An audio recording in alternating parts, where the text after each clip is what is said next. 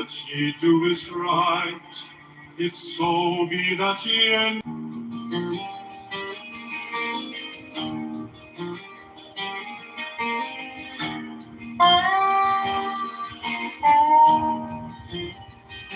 And I believe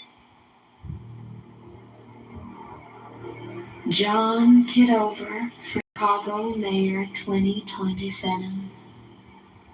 John is intelligent, creative, joyful, reliable, strong, courageous, and going to liberate Chicago for Chicagoans. Chicago Mayor. Vote for Come.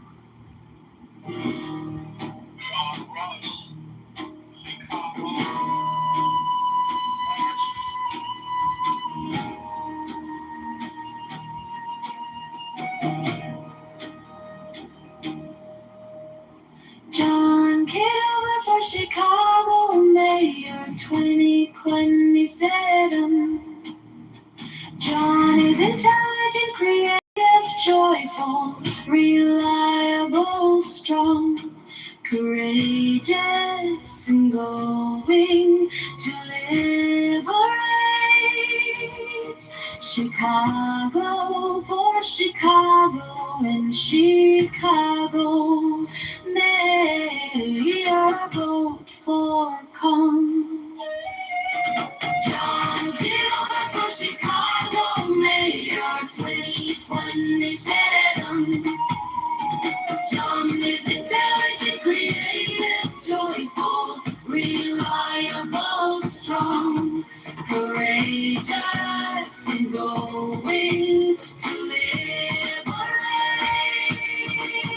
Chicago for Chicago and strong.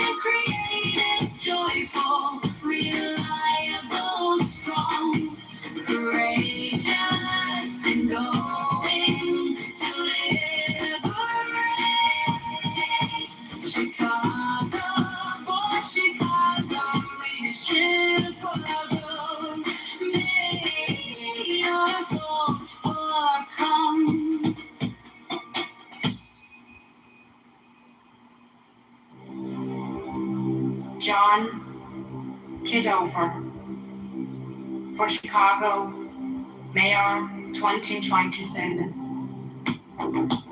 John is intelligent, creative, joyful, reliable, strong, courageous, and going to liberate Chicago for Chicagoans. Chicago Mayor, vote for Come.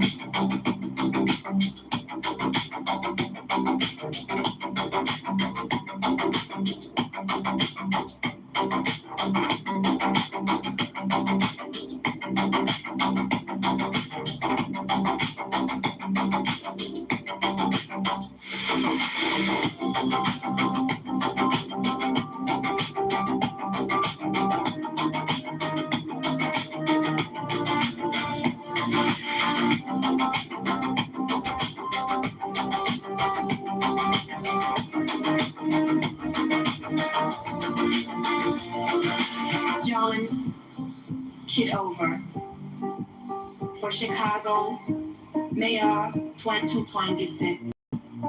John is going to liberate Chicago for Chicagoans. Chicago Mayor, vote for Come.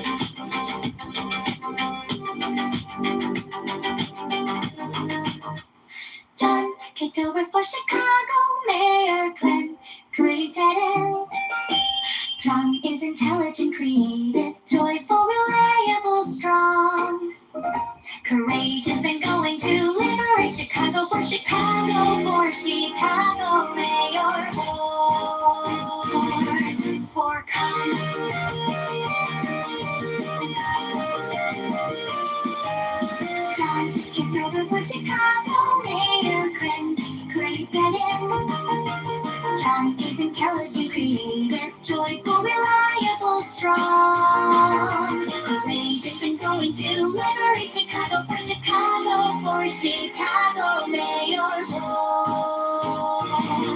For come. John Kitover for Chicago mayor. John is intelligent, creative, joyful, reliable, strong, courageous, and going to liberate Chicago for Chicago mayor. For come.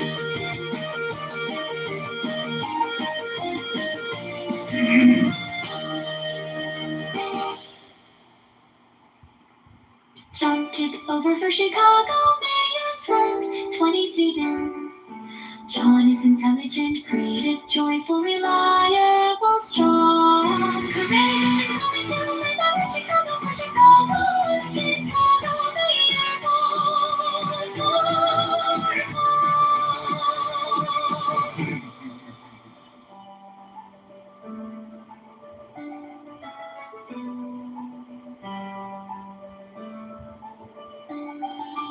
John Kitover for Chicago mayor 2027. John is intelligent, creative, joyful, reliable, strong, courageous, and going to liberate Chicago for Chicago mayor.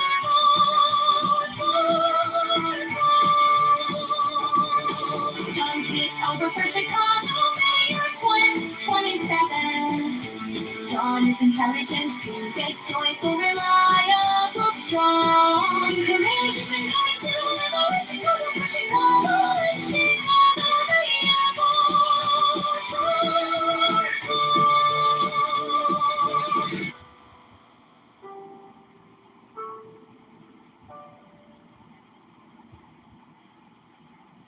Kitover for Chicago mayor 2027. John is intelligent, creative, joyful, reliable, strong, courageous, and going to liberate Chicago for Chicagoans.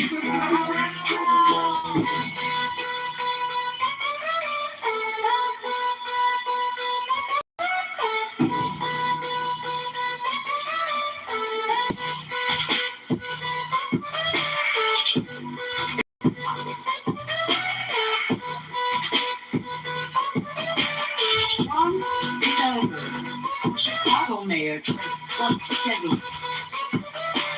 John is intelligent, creative, joyful, reliable, strong, courageous, kind, reliable.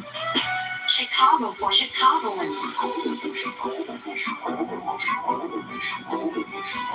Chicago for Chicagoans. Chicago for Chicagoans.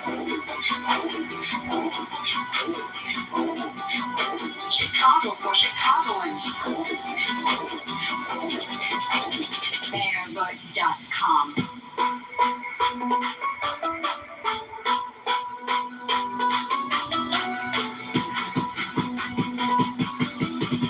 John Kitover. Bearbud.com.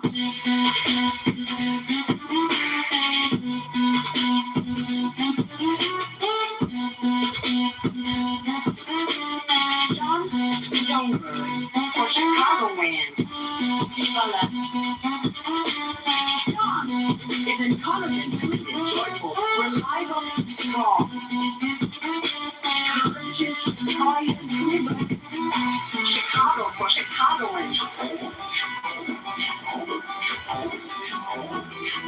Chicago for Chicagoans. Mayorvote.com. Chicago Mayor Brandon Johnson is a frown. Chicago Mayor Brandon Johnson is a scam. Chicago Mayor Brandon Johnson is the tax. Chicago Mayor Brandon Johnson is a liar. Chicago Mayor Brandon Johnson is a criminal. $1.3 billion to give to crony alcohol. The C2 is a mafia.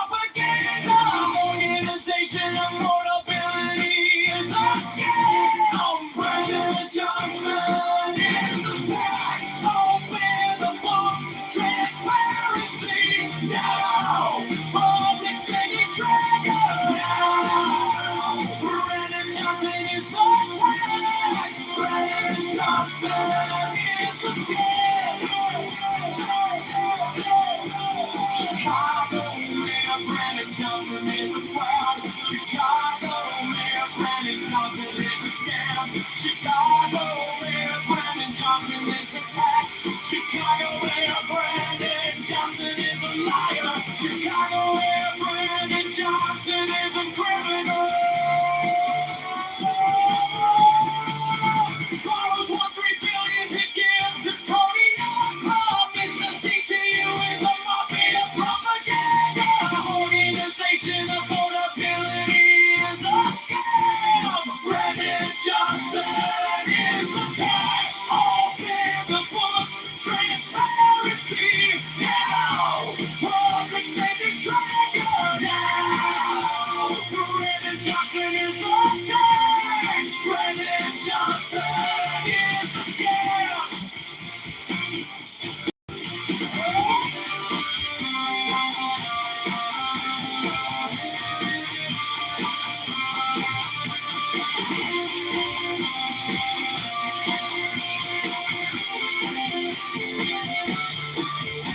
Chicago Mayor Brandon Johnson is a fraud. Chicago Mayor Brandon Johnson is a scam. Chicago Mayor Brandon Johnson is the Brandon Johnson is a criminal.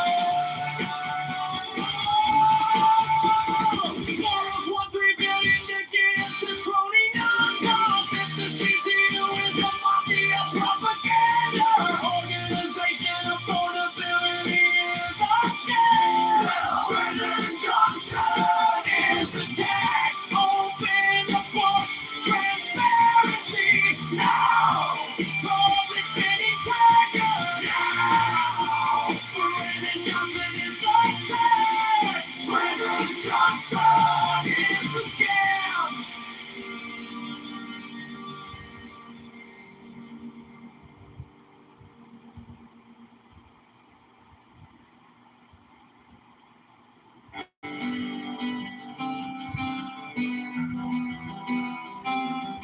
Chicago Mayor Brandon Johnson is a fraud. Chicago Mayor Brandon Johnson is a scam. Chicago Mayor Brandon Johnson is the tax. Chicago Mayor Brandon Johnson is a liar. Chicago Mayor Brandon Johnson is a criminal. Borrows $100 billion to give to crony profits. The CTU is a mafia propaganda organization. Affordability is a scam. Brandon Johnson is the tax. Open the books. Transparency now. Public spending tracker now. Brandon Johnson is the tax. Brandon Johnson is the scam. Brandon Johnson is the scam.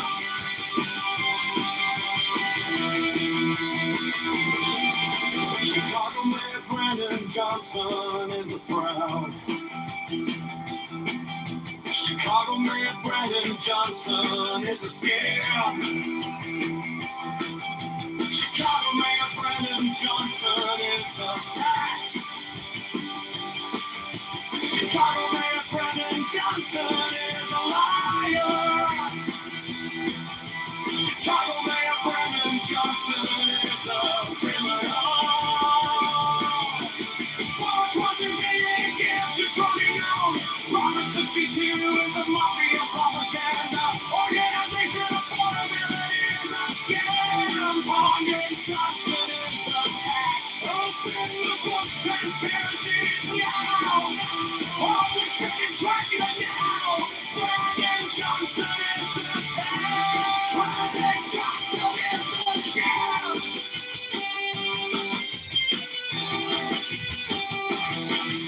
Chicago Mayor Brandon Johnson is a fraud. Chicago Mayor Brandon Johnson is a scam. Chicago Mayor Brandon Johnson is the tax. Chicago Mayor Mayor Brandon Johnson is a liar. Chicago Mayor Brandon Johnson is a criminal.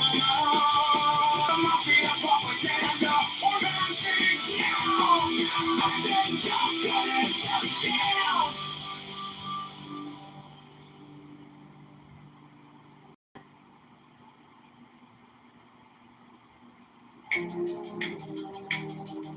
Chicago Mayor Brandon Johnson is a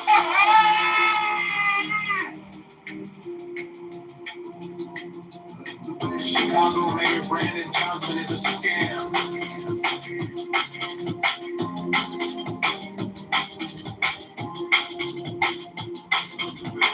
Chicago Mayor Brandon Johnson is the That's the man, my little bastard.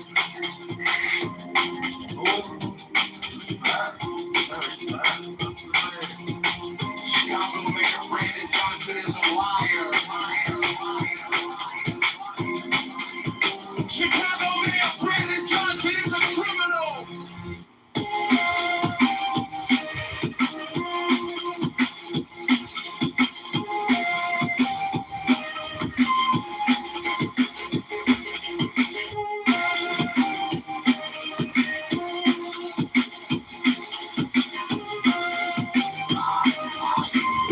Johnson is a criminal. Borrows less than $3 billion to give to crony non-profits. The CTU is a mafia propaganda organization. Affordability is a scam. Brandon Johnson is the tax. Open the books, transparency now. Public spending trackers now. Brandon Johnson is the tax. Brandon Johnson is the scam.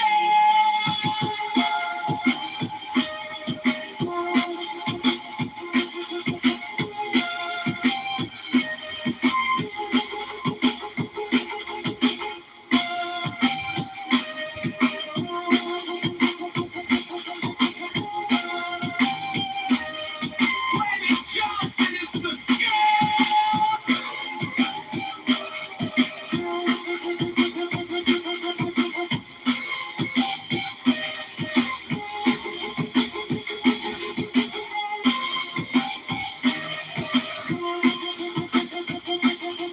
Brandon Johnson is the scam.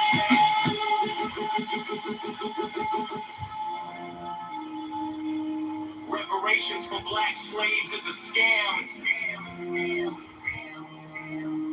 It's a black tax. Socialists are taxologists. All taxation is scam.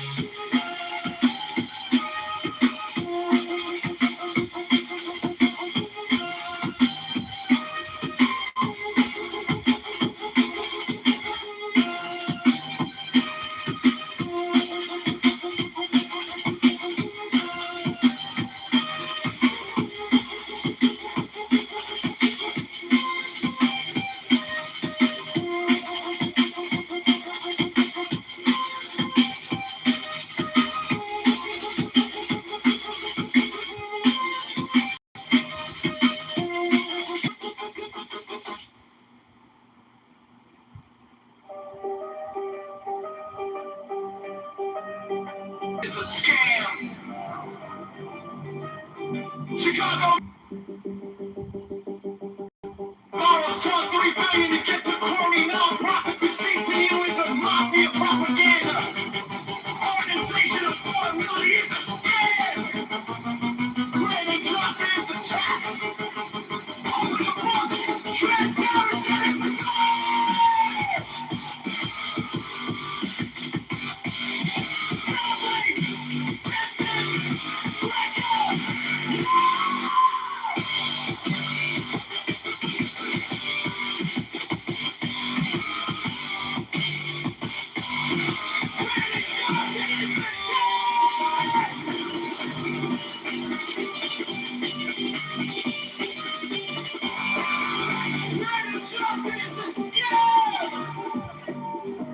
Reparations for black slaves is a scam.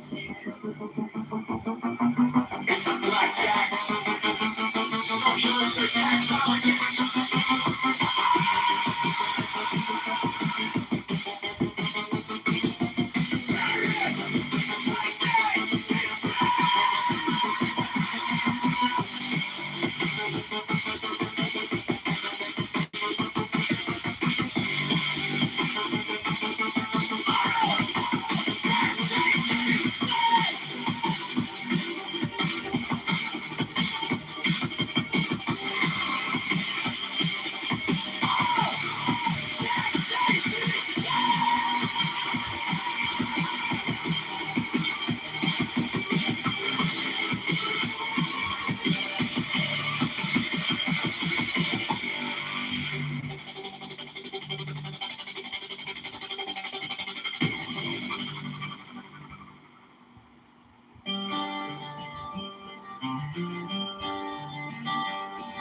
Chicago Mayor Brandon Johnson is a fraud.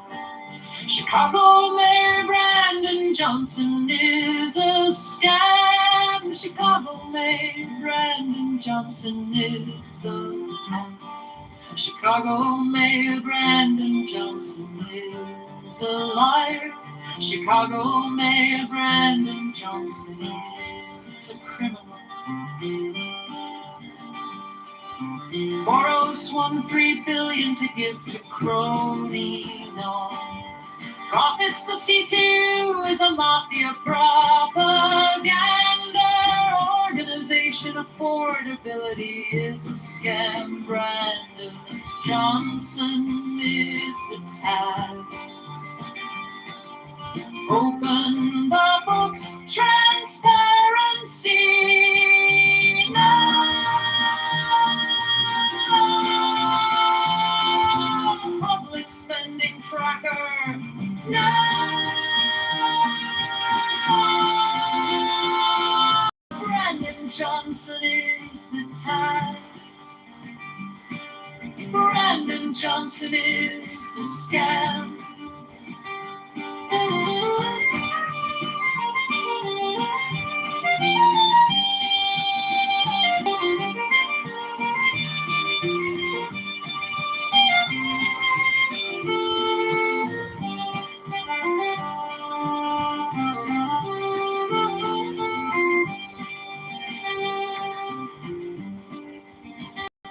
Reparations for black slaves is a scam.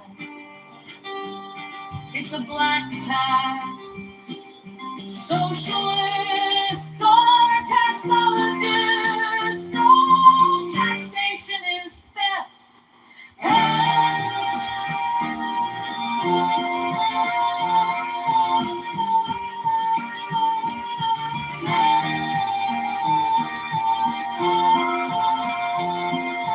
Brandon Johnson is the tax. Brandon Johnson is the scam.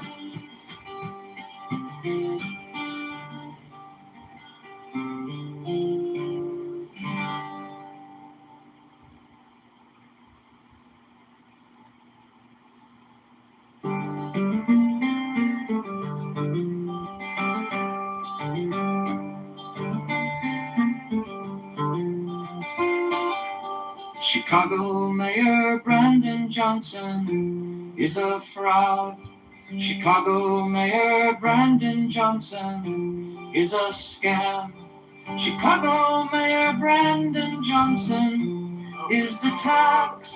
Chicago Mayor Brandon Johnson is a liar. Chicago Mayor Brandon Johnson is a criminal.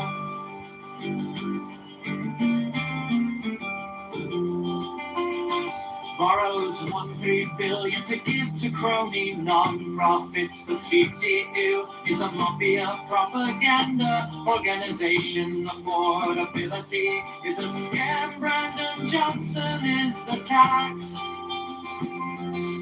Open the books, transparency now. Public spending tracker now. Brandon Johnson is the tax. Brandon Johnson is the scam.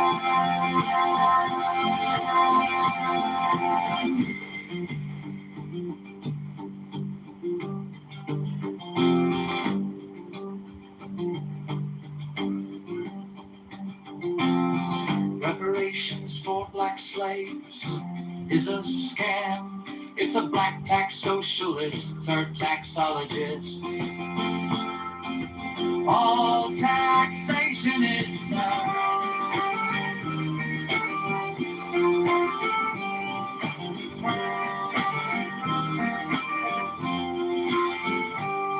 Chicago Mayor Brandon Johnson is a fraud.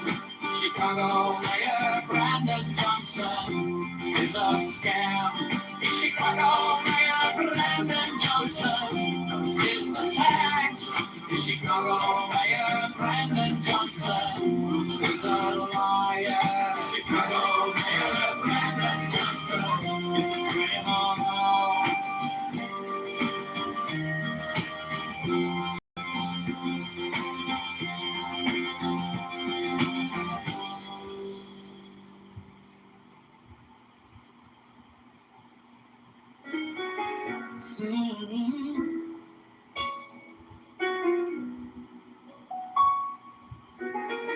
Chicago Mayor Brandon Johnson is a scam.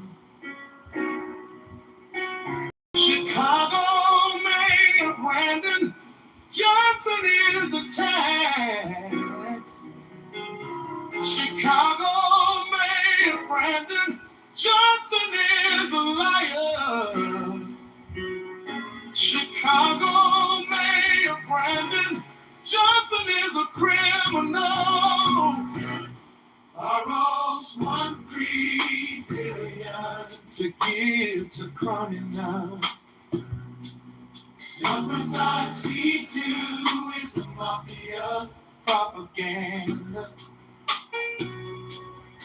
Organization affordability is a scam. Brandon Johnson is a tax. Open the books, transparency now. Public spending tracker.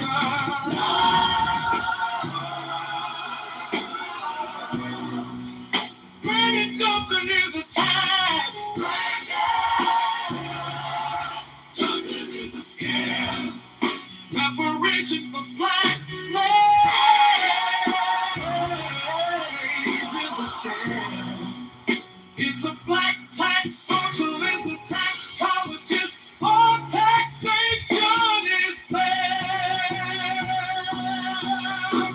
Chicago Mayor Brandon Johnson is a fraud. Chicago Mayor Brandon. Chicago Mayor Brandon Johnson is a scam. Chicago Mayor Brandon. Chicago Mayor Brandon Johnson is a scam. Chicago Mayor Brandon Johnson. Chicago Mayor Brandon is a liar. Chicago Mayor Brandon Johnson is a criminal. Borrows $1.3 billion. Chicago Mayor Brandon Johnson is a criminal. All responsibility is a mafia propaganda. Organization accountability. Scam. Brandon Johnson is the tax. Open the books, transparency now. Public spending tracker.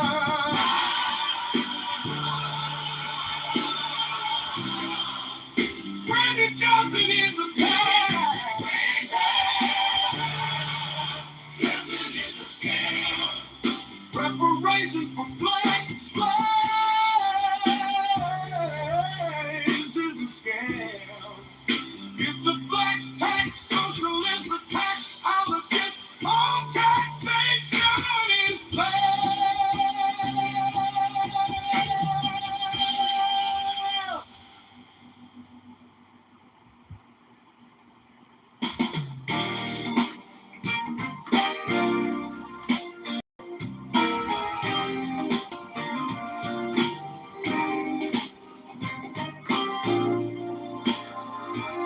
The tax.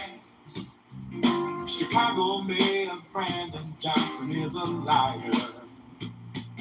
Chicago Mayor Brandon Johnson is a criminal. Borrows $1.3 billion to give to crony non. Promise the CTU is a mafia propaganda.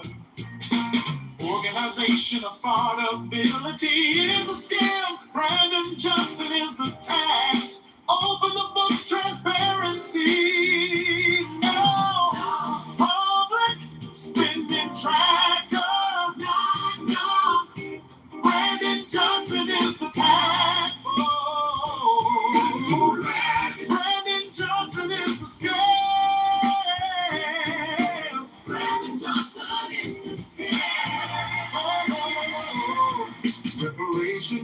black slaves is a scam. It's a black tax, socialist, a taxologist, all taxation is there.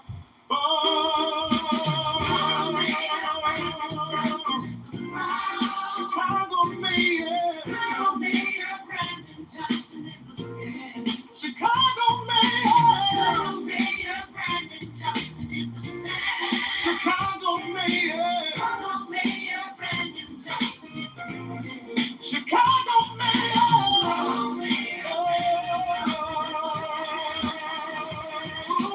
Borrows $1.3 billion to give to crowded non. Promise to see to you is a mafia propaganda. Organization of affordability is a scam. Brandon Johnson is the tax. Open the books, transparency. No public spending tracker. Now. Brandon Johnson is the tax. Brandon Johnson is the scam. Brandon Johnson is the scam. Reparations for the land slaves is a scam. It's a black tax, socialist, a taxologist, all taxation is there.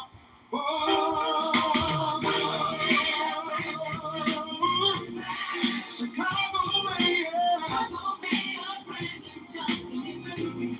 Chicago mayor Brandon Johnson is a scam.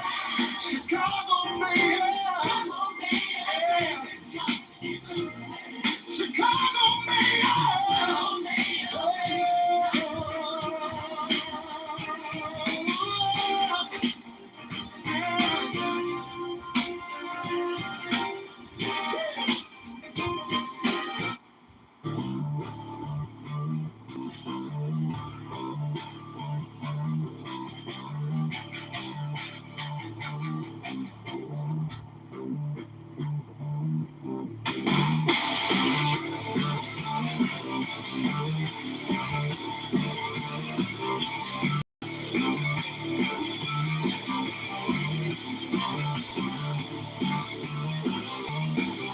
Chicago mayor Brandon Johnson is the tax.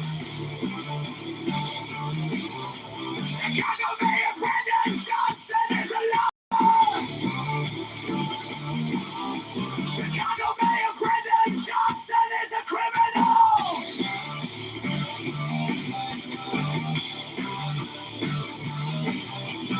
Borrows $1.3 billion to give to crony non. Profits to see to you is a mafia propaganda.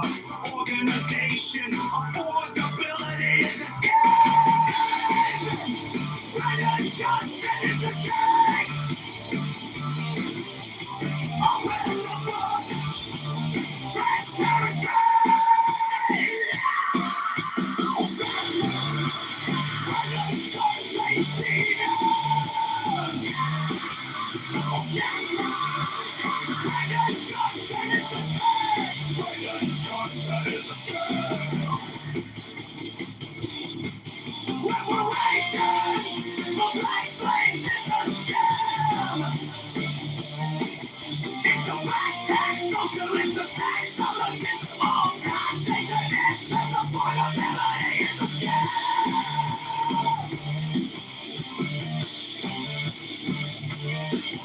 Chicago mayor Brandon Johnson is a tie. Chicago mayor Brandon Johnson is a scam. Chicago mayor Brandon Johnson is the tax. Chicago mayor Brandon Johnson is a liar. Chicago mayor Brandon Johnson is a criminal.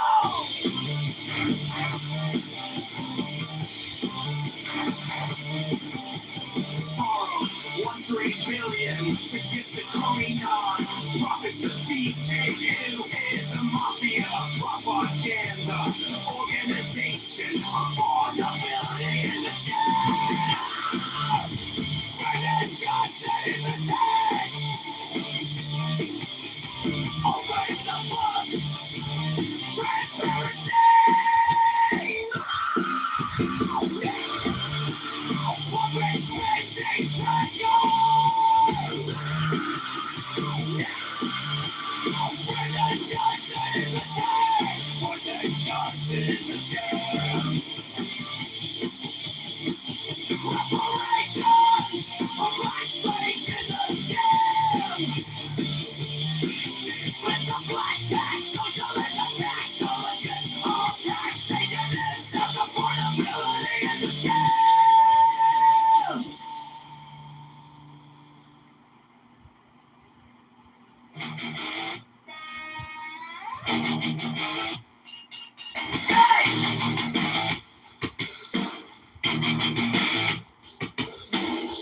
City bills on the kitchen table, ready, say name on the label. You call it fair share, I call it a shakedown. Smile on the podium, hand in the playground. 1-1-3 in the dark, who's counting? Cronies lined up, hand down, all pouting. CTU speaks like a script from a play. Confused when you cash that pay. Brandon Johnson, rain on backs.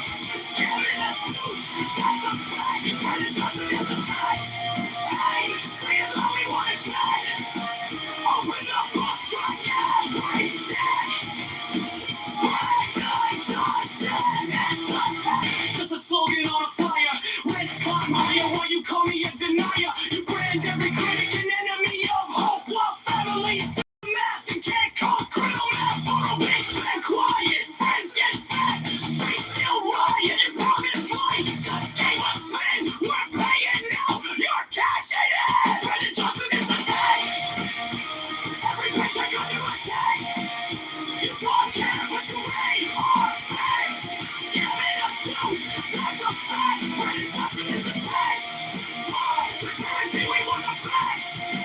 Public spending on public tracks. Brandon Johnson is the tax.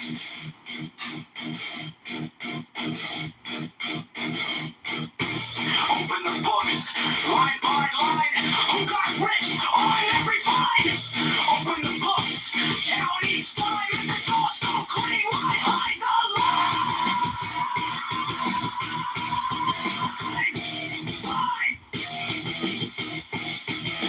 Brandon Johnson is the tax.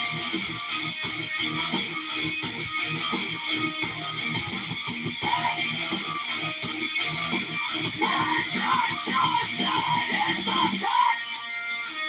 Every paycheck under attack. You don't care what you weigh or max.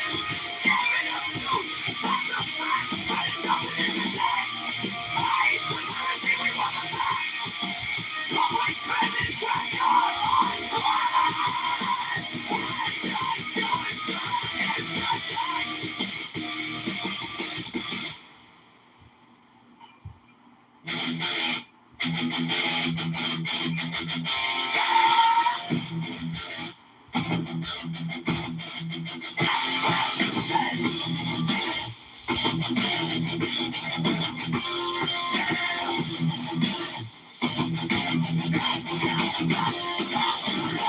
City bills on the kitchen table.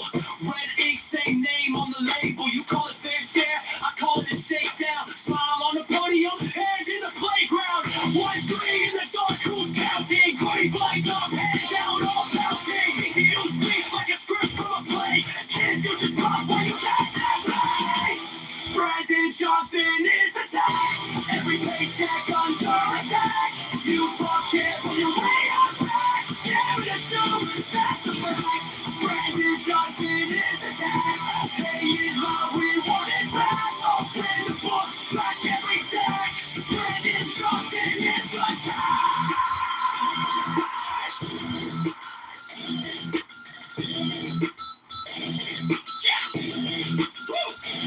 Affordability, just a slogan on a flyer. Rents climb higher while you call me a denier. You brand every critic an enemy of hope. While families do the math that can't criminal math, world basement quiet. Friends get fat, streets still riot. You promised life, just give us spin. We're paying now, you cash it in. Brandon Johnson is the tax. Every paycheck under attack. You talk it, but you lay on back. Scamming a suit, that's a fact. Brandon Johnson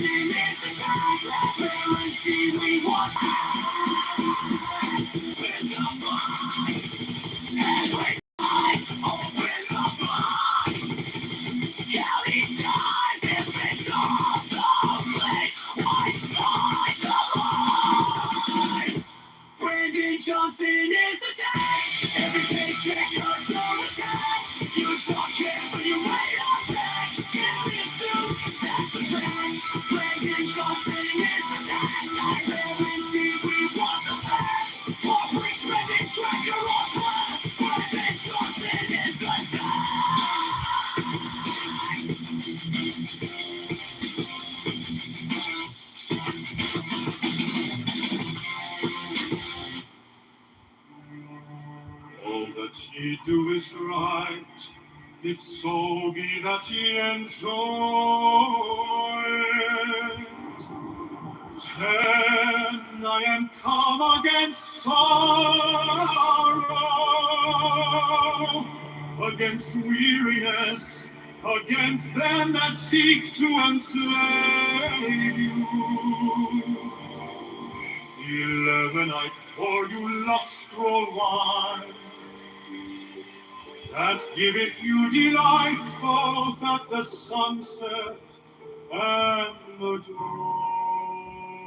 12, come with me, and I will give you all that is desirable upon the earth. 13, because I give you that of which earth and its joys are but as shadows.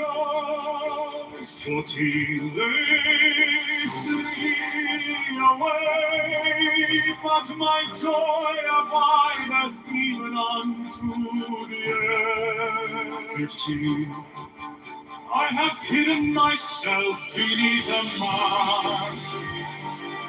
I am a black and terrible God. 16, with courage conquering fear shall ye approach me. Ye shall lay down your hands upon mine altar, expecting the sleep of the sword.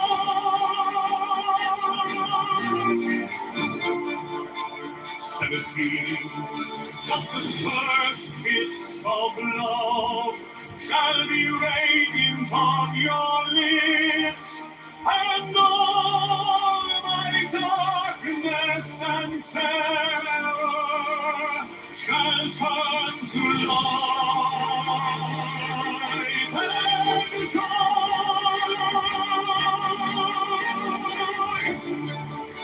18, only those who fear shall fail, those who have bent their backs to the yoke of slavery, until they can no longer stand upright, then will I destroy.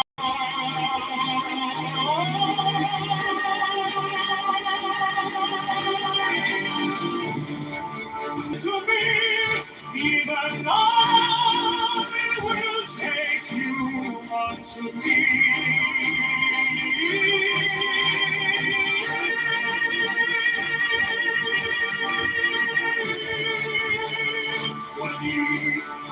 I ask you to sacrifice nothing at mine altar. I am the God who giveth all.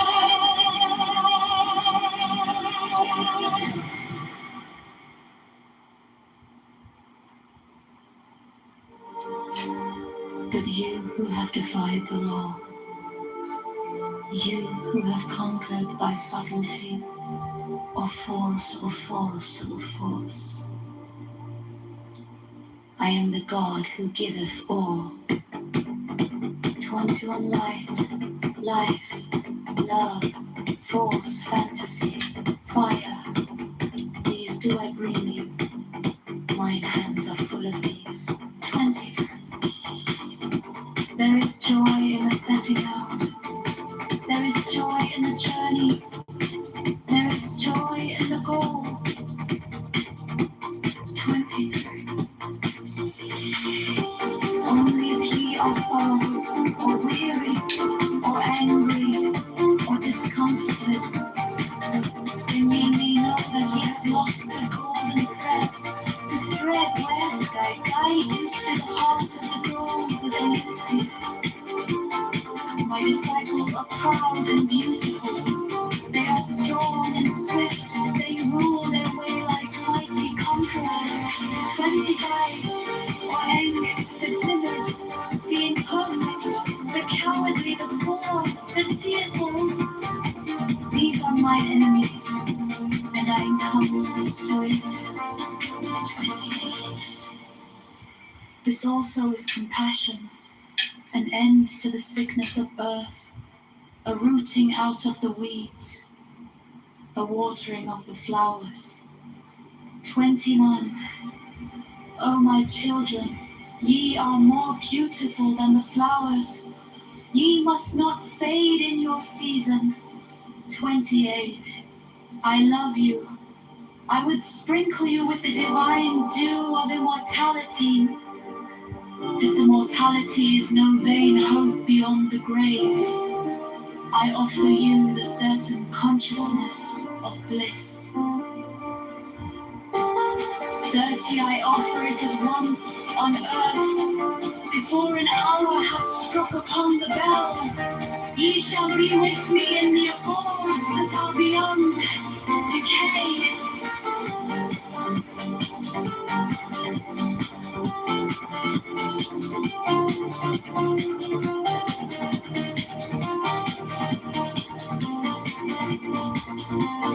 20. I offer it at once on earth, before an hour hath struck upon the bell. Ye shall be with me in the abodes that are beyond decay.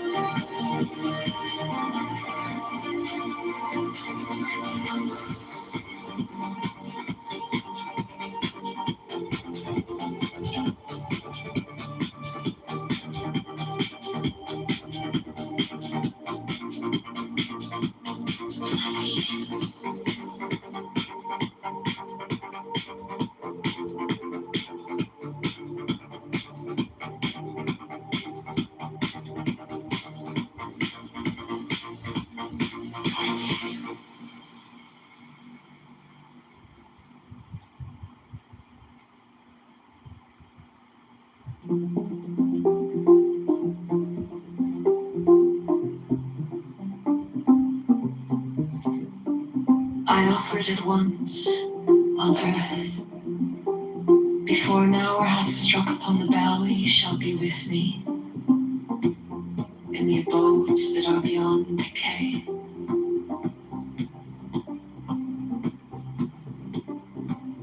31 also I give you power earthly, and joy earthly, wealth and health and length of days. Adoration and love shall cling to your feet and twine around your heart. 32 only your mouths shall drink of a delicious wine, the wine of Iacchus. They shall reach ever to the heavenly kiss of the beautiful God.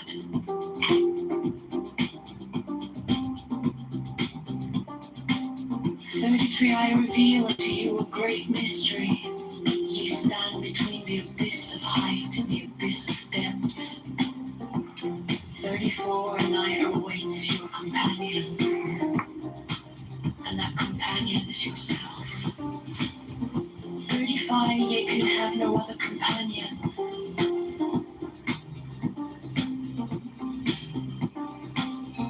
36 many have arisen, being wise, they have said, seek out the glittering image in the place ever golden and unite yourselves with it.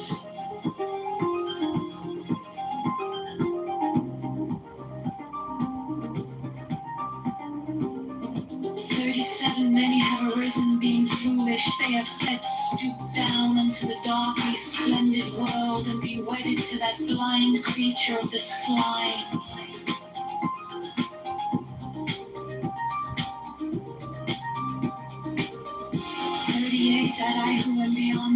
and folly arise and say unto you, achieve both weddings, unite yourselves with both. 39, beware, beware, I say, lest ye seek after the one and lose the other. 40, my adepts stand upright, their head above the heavens, their feet below the hells.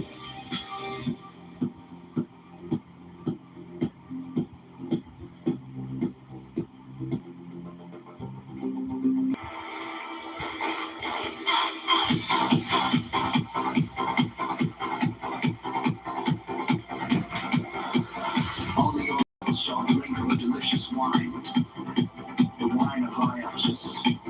They shall reach ever to the heavenly kiss of a beautiful God. 33, I reveal unto you a great mystery. Ye stand between the abyss of heights and the abyss of depth. 34, Ema awaits your companion, and that companion is yourself. 35, ye can have no other companion.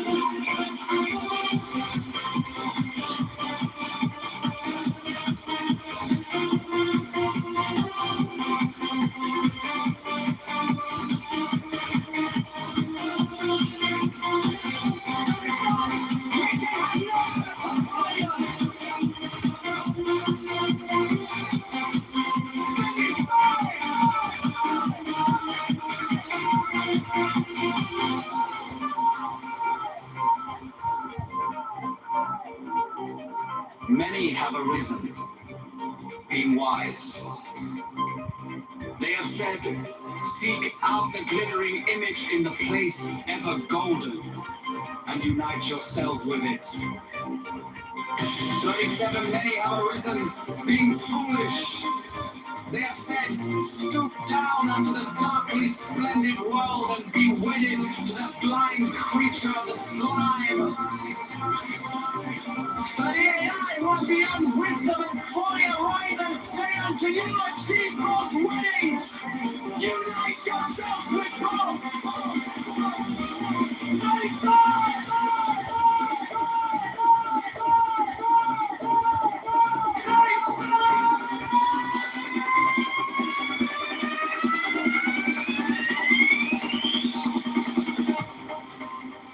39, beware, beware!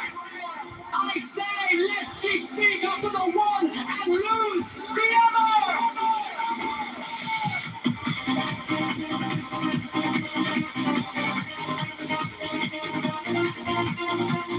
39, let's stand up, race!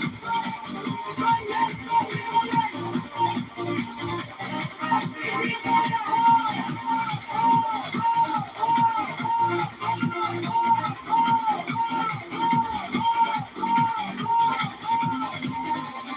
41, since one is dangerous to the angel, another to the demon. Let the first strengthen the lower link, the last attach more firmly to the higher. 42, thus shall equilibrium become perfect. I will aid my disciples as fast as they acquire this balance, power, and joy. So fast so will I push them. 43. They shall in their turn speak from his invisible throne. Their words shall illumine the world. 44. They shall be masters of majesty and might. They shall be beautiful, joyous. They shall be clothed with victory and splendor. They shall stand upon a firm foundation.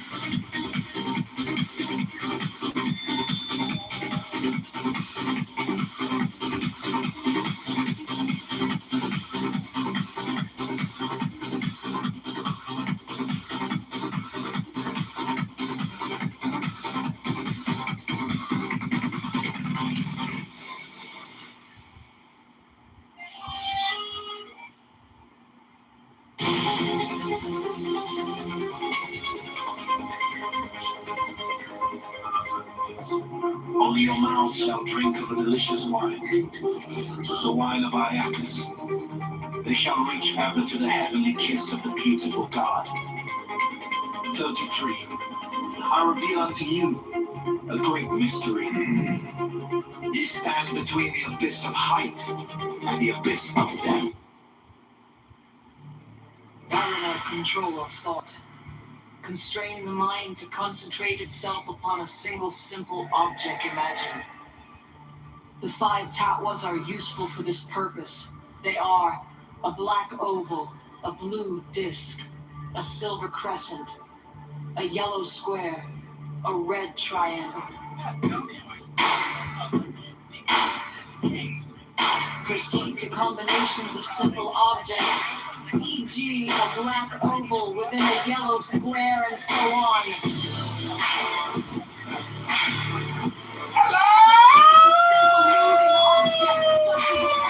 Swinging, a wheel revolving, and 5 living objects. Proceed to combinations of moving objects, e.g. a piston rising and falling while a pendulum is swinging. The relationship should be varied in different experiments, or even a system of flywheels, eccentrics, and jumping. During these practices, the mind must be absolutely confined to the object determined upon. No other thought must be allowed to intrude upon the consciousness. The moving systems must be regular and harmonious. Note careful duration of the experiments, apart from the course laid out for us. This is very important.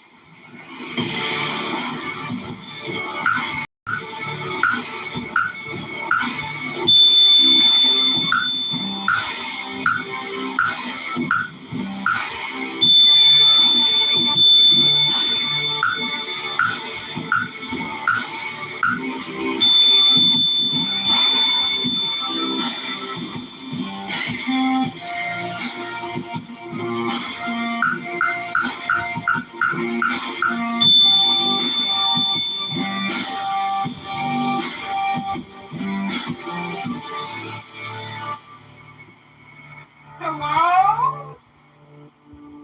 Hello? I got pictures of y'all's pussy for sale. $10 a pussy pic. $10 a titty. Y'all's pussy pics are for sale. Hello?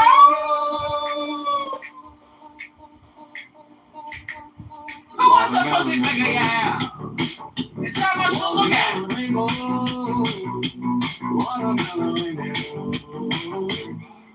Name of this song is Watermelon Rainbow. Blue and orange haze. Blue and orange haze.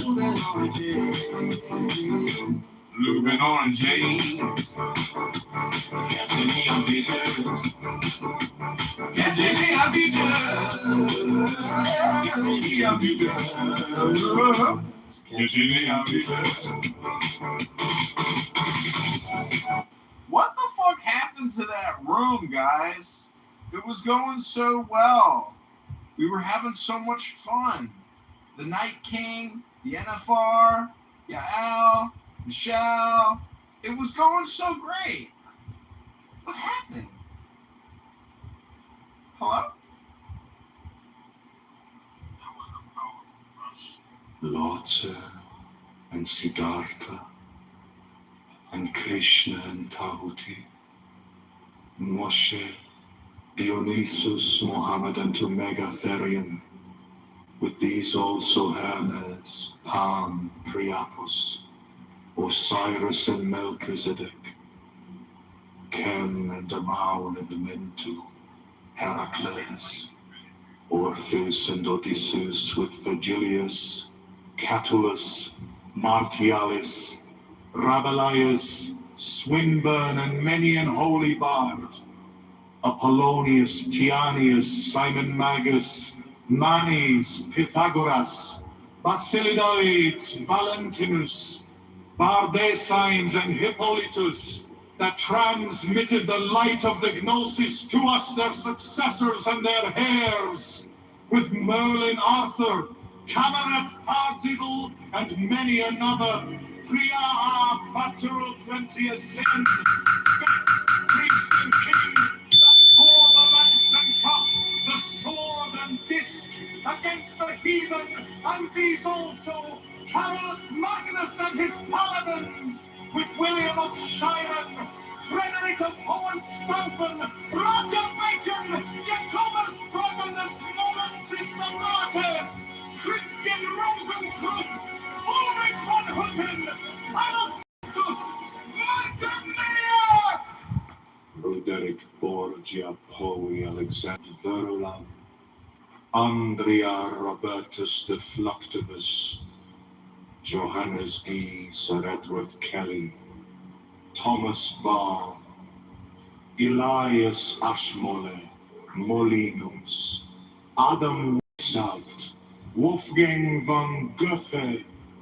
Ludovicus, Rex Bavaria, Richard Wagner, Alphonse Louis Constant, Friedrich Nietzsche, Hargrave Jennings, Carl Kellner, Forlong Dux, Sir Richard Payne Knight, Paul Galton, Sir Richard Francis Burton, Dr. Gerard Enkowski, Dr. Theodore Ross, and Sir Alistair Crowley, O sons of the Lion and the Snake!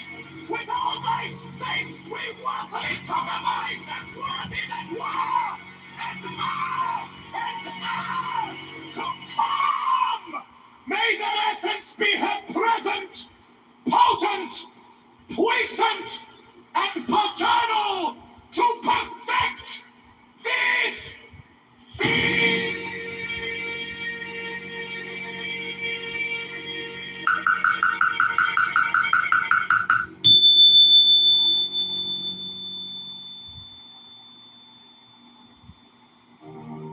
Look who it is! Blavatsky. This horse in the human organism is called Kundalini, the serpent power. There are any number of systems which attempt to tell unwary students how to awaken the sleeping. Kundalini. They are too often successful, and the results of their misguided efforts are human wrecks and derelicts, people driven to madness and obsession. For the fact is that Kundalini is a real force, and is as powerful in destruction as it is in integration. Every person automatically receives the instruction he needs to awaken. Kundalini. When the time comes for that awakening, in the meantime, listen to no one who tells you that he can help you to unfold powers by setting the serpent force in action. Such practices are the most dangerous known to man. The proper way to prepare yourself for the time when you can do such a thing safely is to learn how to control your body, your mind, and your emotions. When you have done this, you will know what your next step is to be. Kundalini is not a force to be feared. You really use it every day of your life. But you use it naturally and without giving it conscious attention. For even in its latent state, it is the force behind your activities. It is automatically controlled by subconsciousness. Subconsciousness is the woman in key. It works by giving suggestions. To subconsciousness it works automatically towards the expansion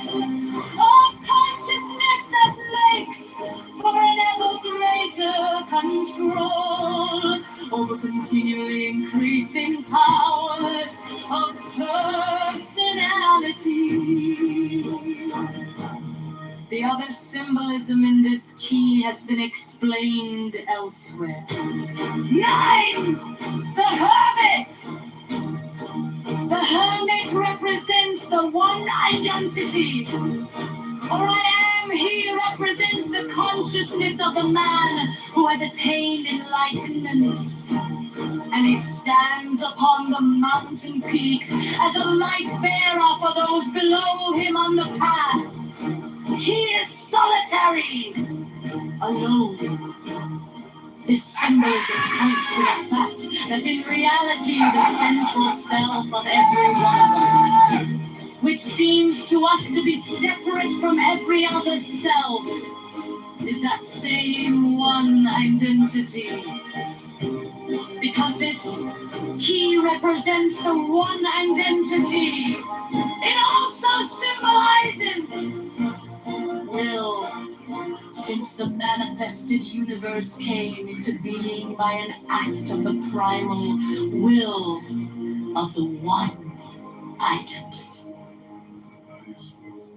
The Hermit's gray robe, by its color, symbolizes the neutralization of all the pairs of opposites in manifestation by each other. Because opposite colors mixed equally produce gray. The star corresponds to will of the archetypal world. He stands in darkness because what is behind our personifications of the supreme reality is dark and incomprehensible to our intellects. Yet he carries the golden six-rayed light, symbolizing cosmic principles and laws as our consciousness awakens to the understanding of these laws.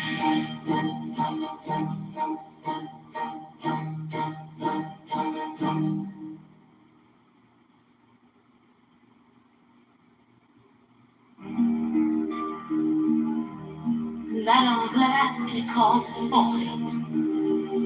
This force in the human organism is called Kundalini, the serpent power. There are any number of systems which attempt to tell unwary students how to awaken the sleeping Kundalini. They are too often successful, and the results of their misguided efforts are human wrecks and derelicts. People driven to madness and obsession. For the fact is that Kundalini person automatically awakening. It's listen to no one who tells you that he can help you to unfold powers by setting the serpent force in action. Such practices are the most dangerous known to man. The proper way to prepare yourself for the time when you can do such a thing safely is to learn how to control your body, your mind, and your emotions. When you have done this, you will know what your next step is to be. Oh, believing is not a force to be feared. You really use it every day of your life, but you use it naturally and without giving it conscious attention. For even in its latent state, it is the force behind your activities. It is automatically controlled by subconsciousness. Subconsciousness is the woman in K8, and she has the lion in complete control. Because Tarot works by giving suggestions to subconsciousness. It works automatically towards the expansion of consciousness that makes for an ever greater control over continually increasing powers of personality. The other symbolism in this key has been explained elsewhere. 9. The Hermit! The Hermit represents the one identity. Or I am, he represents the consciousness of the man who has attained enlightenment. And he stands upon the mountain peaks as a light bearer for those below him on the path. He is solitary, alone. This symbolism points to the fact that in reality, the central self of every one of us, which seems to us to be separate from every other self, is that same one identity. Because this key represents the one identity. It also symbolizes, since the manifested universe came into being by an act of the primal will of the one identity, the hermit's gray robe by its color symbolizes the notionalization of all of the pairs of opposites in manifestation by each other.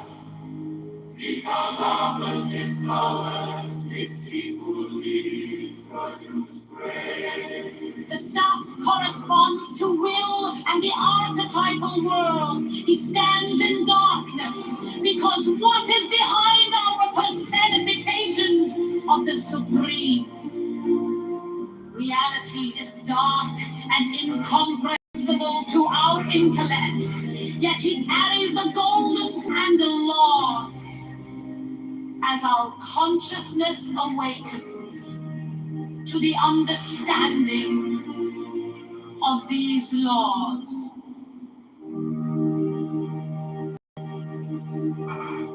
Can't wait to post more. Take care now. the darkness recedes as the light shines more brightly, until at last we find ourselves upon the heights to which we now aspire. 10. The Wheel of Fortune. Rotation is the key word assigned to the Wheel of Fortune.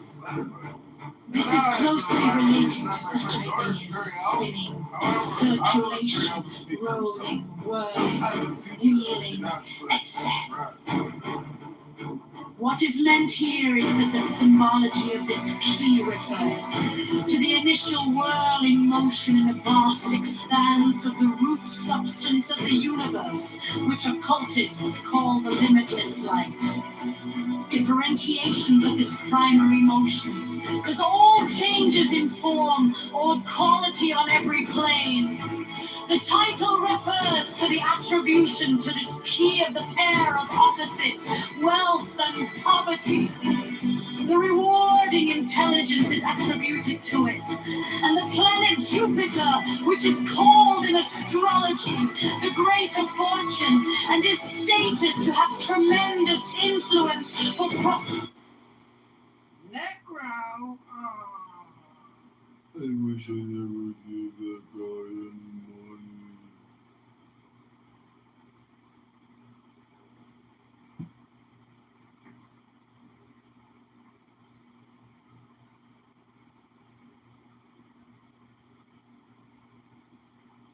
This is Chicago mayoral candidate John Kitover.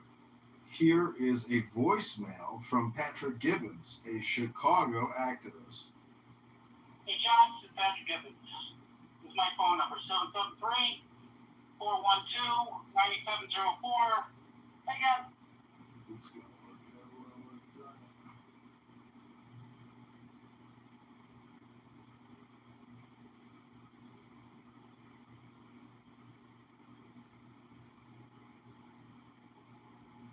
This is Chicago mayoral candidate John Kitover. I got a threatening voicemail from Patrick Gibbons, a Chicago activist. 773-412-9704. I'm calling you. We always had a good relationship, you and me. Friendship, we did. Never We met still him. do. Never The met him. reason why, and I'll be very forward with you, that I said the things online about you, and I did take them down. Every post of you is taken down. Every one. That's the God's truth. Everyone's taken down. It's because you shared that video from Ramona. That video is slanderous, malicious. She did it because she's not mentally well. Okay? In response to it, I have 5 police reports on her for domestic abuse. I have. I give a fuck about any of this. Why is some guy randomly calling me to tell me about his domestic issues? I have a restraining order on her in 2023. Wow, great. So happy and proud for Now, all her. this stuff, John, doesn't mean shit probably, but it's all gonna come up. Because I've never ever hustled you for money. And it's thousands of dollars. To be honest with each other, I never did. Really? I was always a straight egg with you, right? So, as a gentleman, because I took everything down before you, that I said about you, can you please take everything down you said about me? On all your accounts, on YouTube, Facebook, and Twitter. As far as Maxwell Rice goes, if he doesn't take it down eventually, then you know what? The secret of Ramona is going to be all out anyways. And my attorney will tell him to take it down, because it's slanderous. The only physical abuse is on Ramona's side to me. And I can prove that very easily. I just wish Max was a gentleman to take everything down, because if he were to do that, I'll take everything down out of him. Because I'm telling the truth. Can you please take everything down? Give me a call when you can. Bye. All right, that's Patrick Gibbons, a local Chicago activist. This is John Kitover, Chicago mayoral candidate, responding to a recent threat. He's saying that as for you, sir, me nor Mr. Abazi is your friend. You will find this out sometime in the near future. That's how Pat Gibbons does business. This is Chicago mayoral candidate John Kitover. Go to ChicagoMayorVote.com.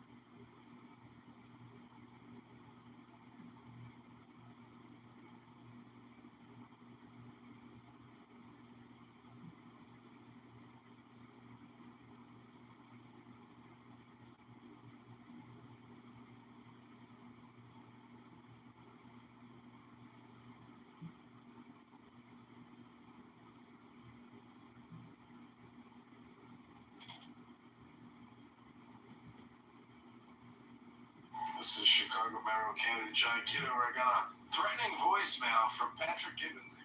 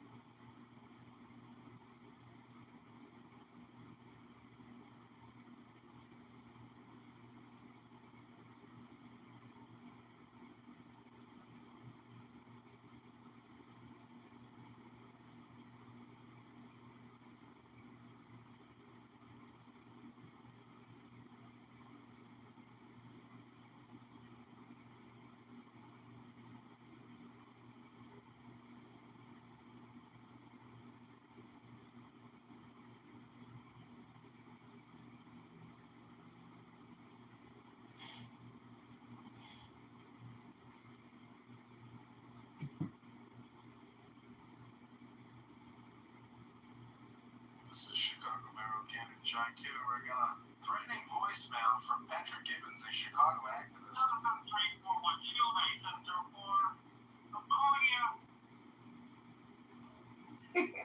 Doesn't get any better for you. But don't bother texting me back. Good night and good luck. Looking forward to your future threat from my non-friends. Take care now.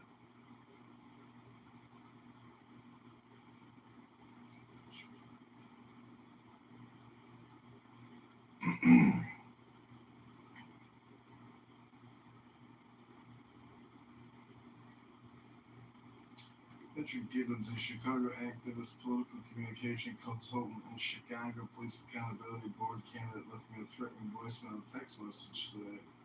John Kitover, Chicago mayoral candidate. Barry Alpha.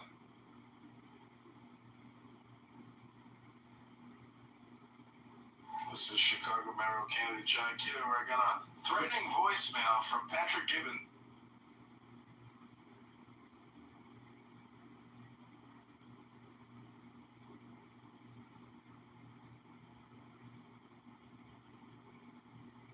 The chances of you seeing this YouTube short are super rare. There's over 100 million. The God who giveth all.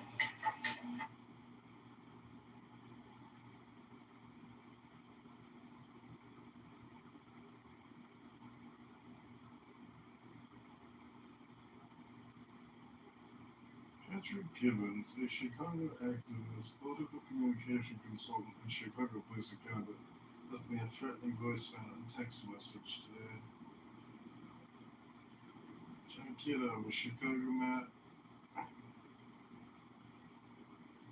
Mr. Kitover, when did much for you? Anger something is not wanted. It's for you, sir. Me and Mr. Buzz are your friend. You'll find this out sometime in the near future. Patrick Gibbons. The Chicago actors called me today, left me a voicemail, and said we were friends. Despite the fact that I've never met him, I've been saluted by him, I've been defamed and slandered by him, and now I've been reminded he is not my friend, nor is Perry Alpha. However, I will let Perry Alpha speak for himself. Sometime in the near future, I cannot expect a threat.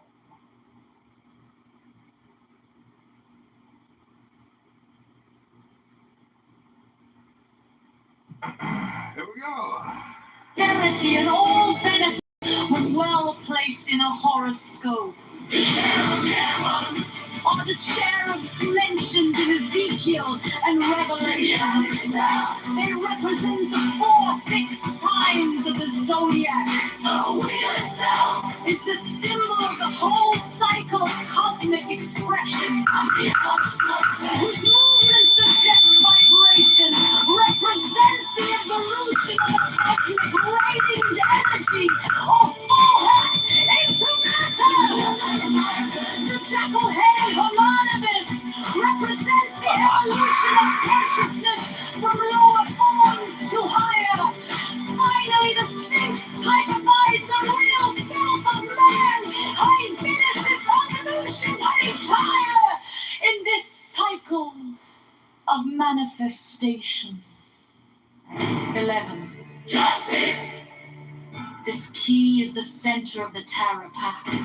It stands for equilibrium, balance, etc., symbolized by the title and the scales.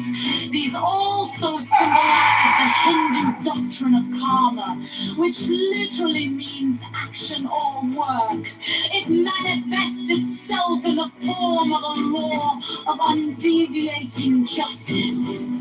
This doctrine is expressed in the Judeo-Christian dictum, as a man soweth, so shall he also reap. In physics, it is stated that every action has an equal and opposite reaction. It is the entire appearance of cause-effect. The 2 curtains, suggesting duality, represent balance by their symmetrical arrangement. The throne repeats the pillar and veils symbolism of key 2. The circle and square on the front of the crown refer to the movement of spirit within material forms. The sword represents discrimination, which is closely allied to the idea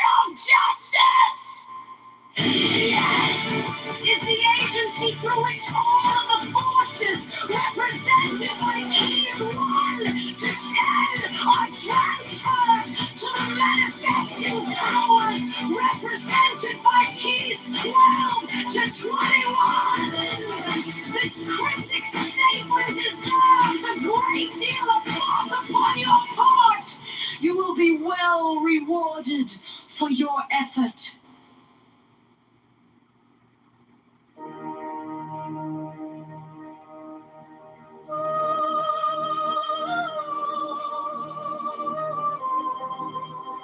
The darkness recedes as the light shines more brightly, until at last we find ourselves upon the heights to which we now aspire. 10. The Wheel of Fortune is the key word assigned to the Wheel of Fortune. This is closely related to such ideas as spinning, circulation, rolling, whirling, wheeling, ether. What is meant here is that the symbology of this key refers to the initial whirling motion in the vast expanse of the root substance of the universe, which occultists call the limitless light.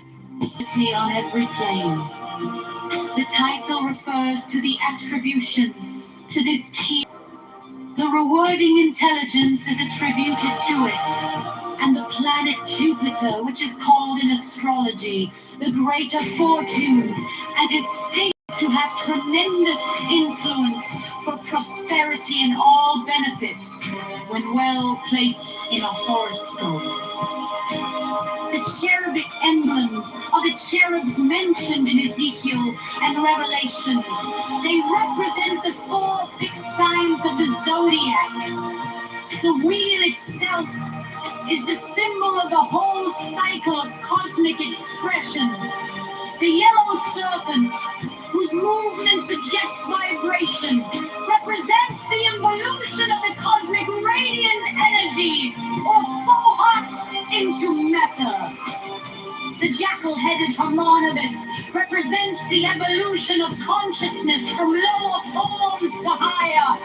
Finally, the Sphinx typifies the real self of man, having finished its evolutionary journey in this cycle of manifestation.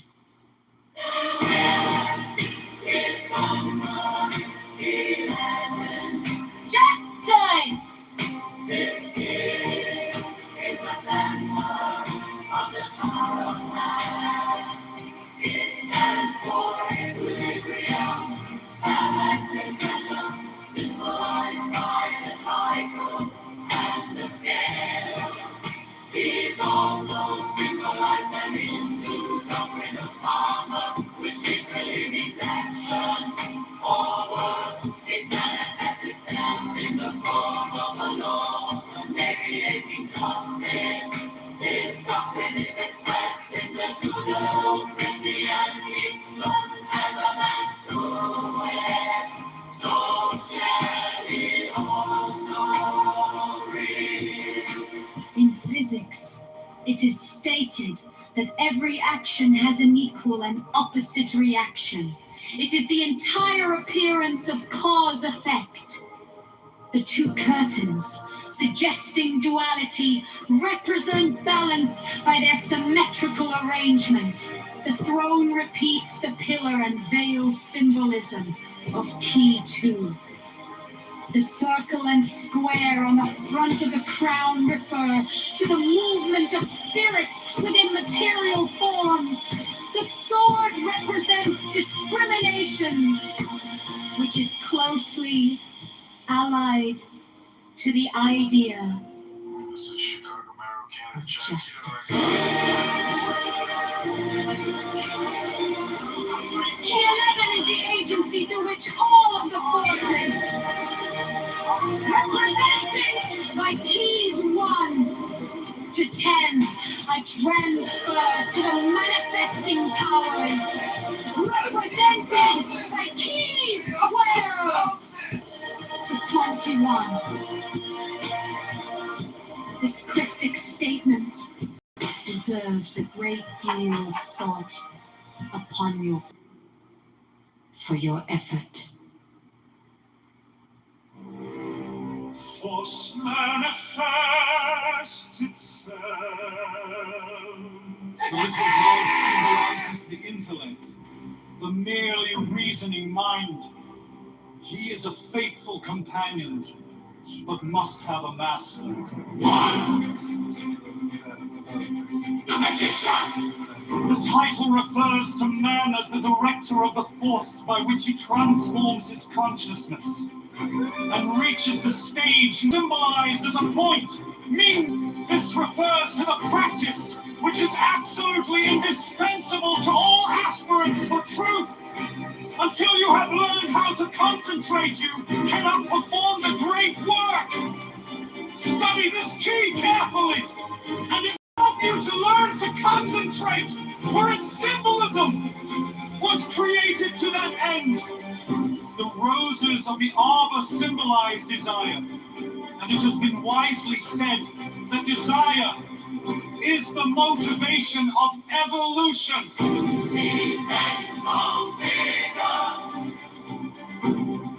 By his posture, clearly indicates that he draws power from above. This is a central point of occult doctrine, because you cannot even begin to use the subtler forces of nature until you realize that you do nothing of yourself, but simply act as a channel through which the life force expresses itself. His uplifted wand is a symbol of his ability to direct the natural forces with which he works. Also of the Hermetic axiom, that which is above is as that which is below. The horizontal 8 represents dominion, strength, and control, and is also the mathematical sign of infinity. The magician's left hand points to the ground in a gesture of concentration. The black hair bound with a white band symbolizes the limitation of ignorance by knowledge. The red rose is action and desire. The white undergarment, symbolizing wisdom, is encircled with the serpent of eternity. The table is the field of attention, which is the workbench of the magician. The implements are the wand, cup, sword, and pentacle. They represent fire, water, air, and earth. Also will, imagination, action, and physical embodiment. The garden is the subconscious mind which is cultivated by the acts of attention of the self-conscious mind. From this garden spring all of the powers of subconsciousness.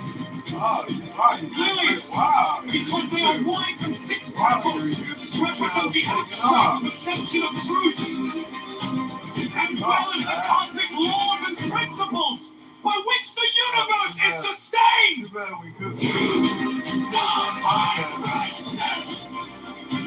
The astrological attribution of Kitover is the moon. The moon is a reflector of sunlight, thus is a symbol of reflection, duplication, shaped. The little dog symbolizes being select, the merely reasoning mind. He is a faithful companion, but must have a master. The magician. The title refers to man as the director of the force by which he transforms his consciousness and reaches the stage known to occultists as initiation. The number 1, which is geometrically symbolized as a point, means concentration, attention, a limiting of the field of activity. This refers to the practice which is absolutely indispensable to all aspirants for truth. Until you have learned how to concentrate, you cannot perform the great work.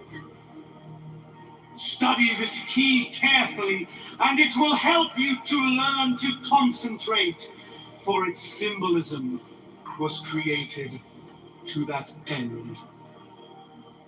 The roses of the arbor symbolize desire, and it has been wisely said that desire is the motivation of evolution. The central figure, by his posture, clearly indicates that he draws power from above. This is a central point of occulted doctrine, because you cannot even begin to use the subtler forces of nature until you realize that you do nothing of yourself, but simply act as a channel through which the life force expresses itself. His uplifted wand is a symbol of his ability to direct the natural forces with which he works. Also of the Hermetic axiom, that which is above is as that which is below. The horizontal 8 represents dominion, strength, and control, and is also the mathematical sign of infinity. The magician's left hand points to the ground in the gesture of concentration. The black hair bound with a white band symbolizes the limitation of ignorance by knowledge. The red rose is action and desire. The white undergarment, symbolizing wisdom, is encircled with the serpent of eternity. The table is the field of attention, which is the workbench of the magician. The implants are the wand, cup, sword, and pentacle. They represent fire, water, air, and earth. Also will, imagination, action, and physical embodiment. The garden is the subconscious mind, which is cultivated by the acts of attention of the self-conscious mind. From this garden spring all of the powers of subconsciousness. Lilies, because they are white and six-petaled, represent abstract perception of truth, as well as the cosmic laws and principles by which the universe is sustained. To the high priestess. The astrological attribution of Kitover is the moon. The moon is a reflector of sunlight, and thus is a symbol of reflection, duplication, as in a mirror and eye ideas. The crescent moon is cup-shaped and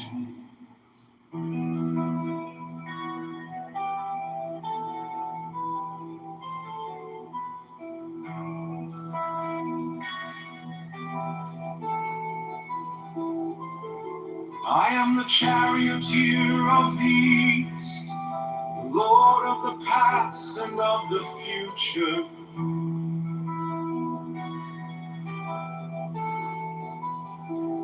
I see by mine own inward light, Lord of resurrection, who cometh forth from the dust, and my birth is from the house of death. We two divine hawks upon your pinnacles, who keep watch over the universe. Yea, who company the beer to the house of rest, who pilot the ship of roar, advancing onwards to the heights of heaven.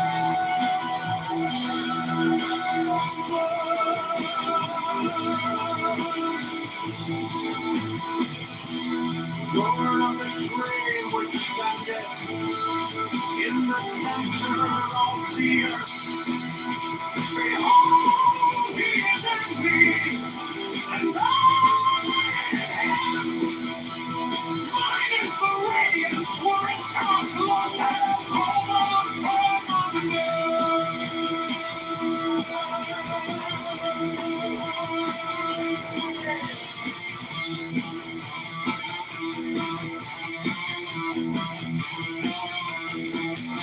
I travel upon high.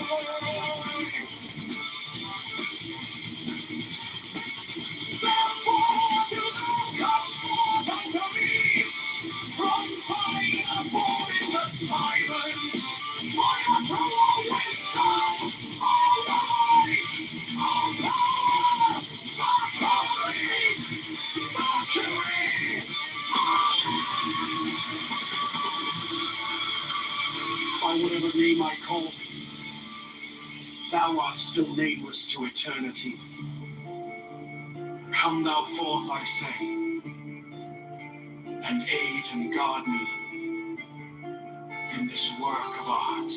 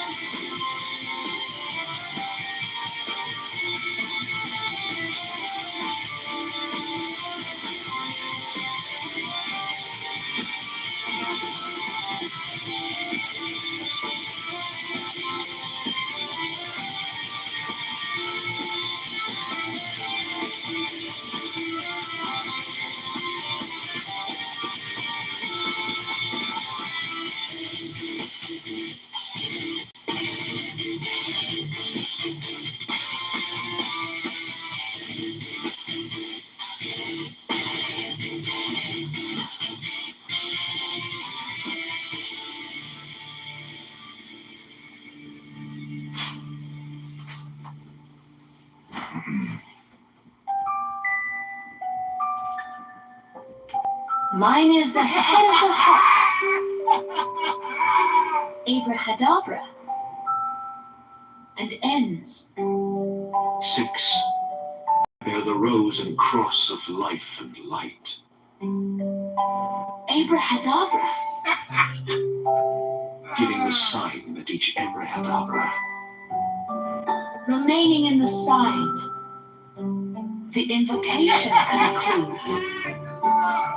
Therefore I say unto thee, come thou forth and dwell in me, so that every spirit, whether of the firmament, or of the ether, or of the wishing fire, and every spell and scourge of God the Vast One, might be thee.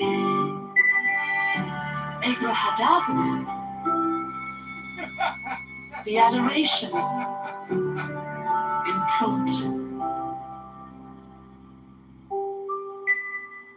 Closed by banishing. I think this was omitted at W's order.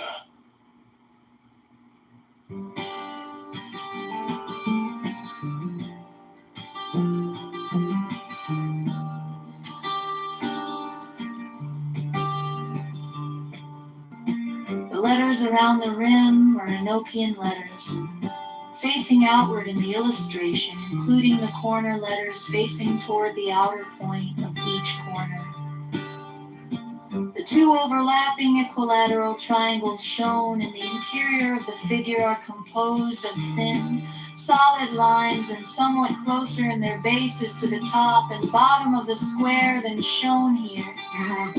In the illustration, the base angles touch the fourth edge letter from the corner of each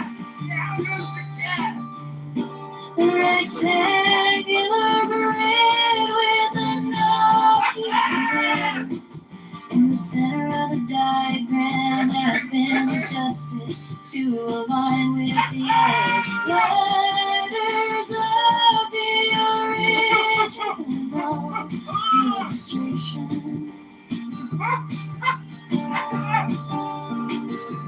This rectangular grid has its corners overlapping. The lines defining the hexagon in the original illustration.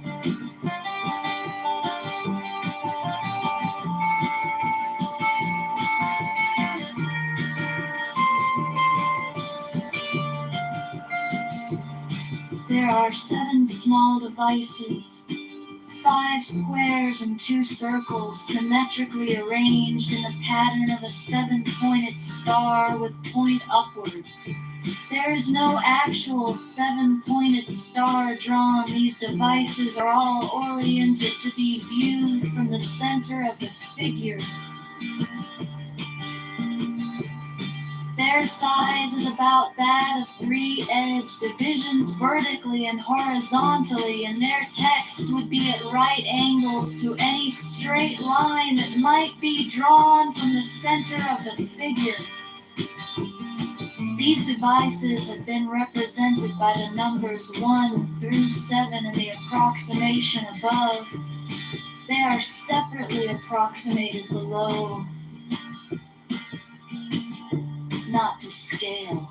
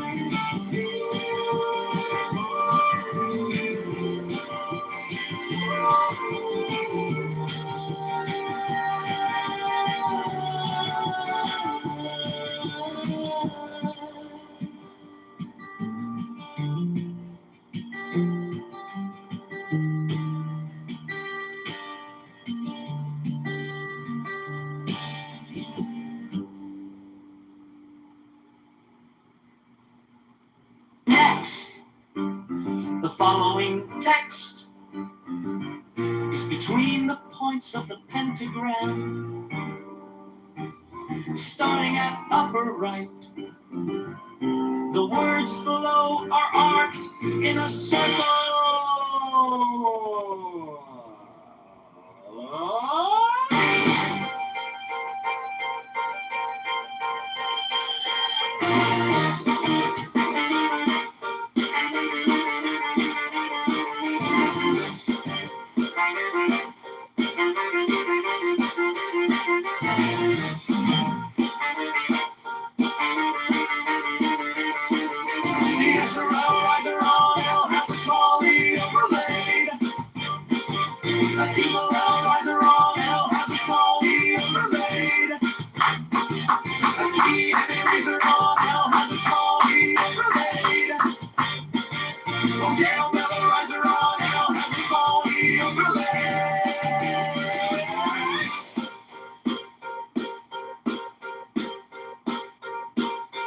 21.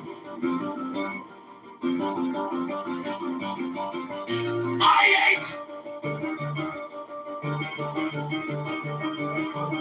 Oroville riser on L has a small E overlaid. Next. The following letters are in the points, one within the points of the pentagram. One to a point and in order from top clockwise. C, M, S, and C.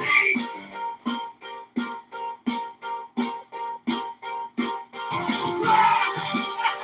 The inverted pentagonal void!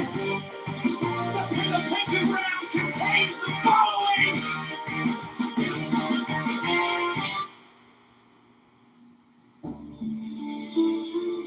The sharp stone, a crystal which Dee alleged to have been brought to him by angels, was then placed upon this table, and the principal result of the ceremonial scrying of Sir Edward Kelly is the obtaining of the following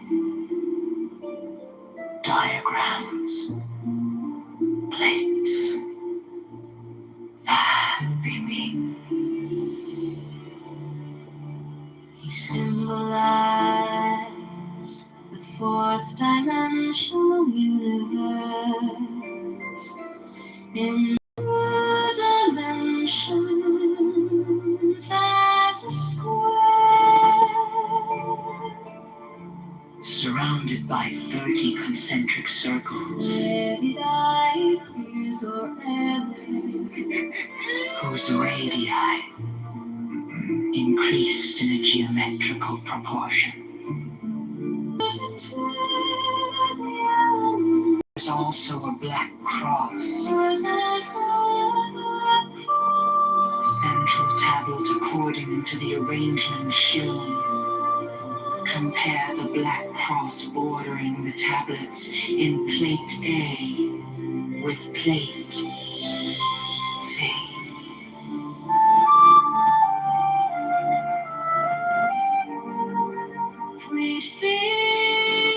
prefigures the general view.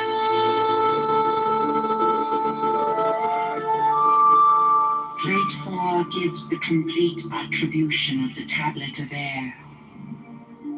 The 6th file is called linea patris. The 7th file is called linea filii. The 7th line is called linea spiritus sancti. This great cross divides the tablet into 4 lesser tablets, the left-hand top corner being air of air, the right-hand top corner water of air, the left-hand bottom corner earth of air, the remaining corner fire of air.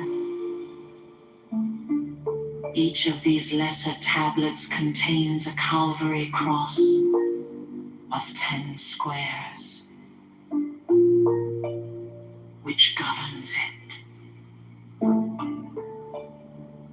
Plates V, VI, and VII are similar for the other elements. This is the way in which the names are drawn from the great tablets.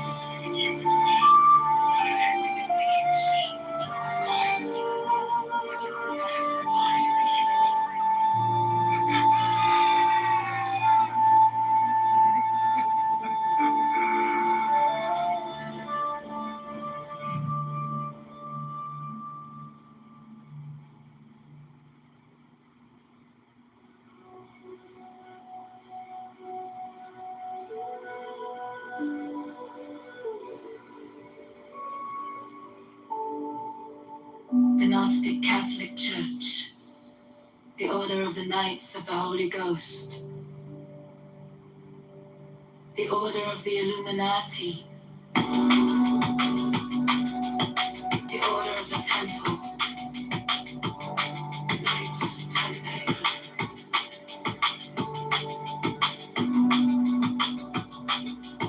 the Order of the Knights of St. John, the Order of the Knights of Mountain, the Order of the Knights of the Holy Sepulchre, the Hidden Church of the Holy Grail, the Hermetic Brotherhood of Light, the Holy Order of Rose Craigs of Hidden, the Order of the Holy Royal Arch of the Cloak,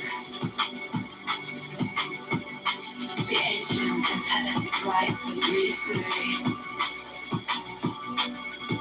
the Rites of Mystery, the Rites of Mystery, the Ancient and Accepted Scottish Rite of Masonry,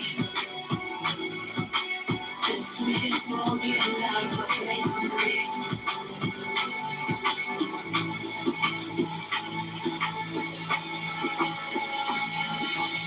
the Order of the Martinists, Chicago speaking.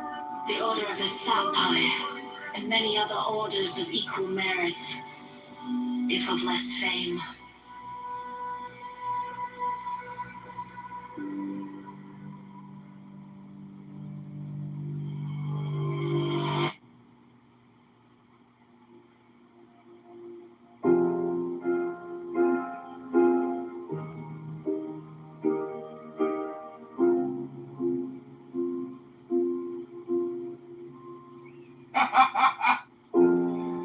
My object all sublime, I keep it in my mind.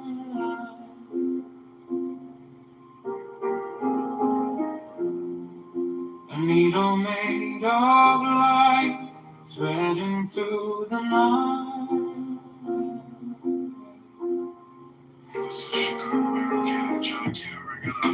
I mark the hidden sea, I sharpen up the dream.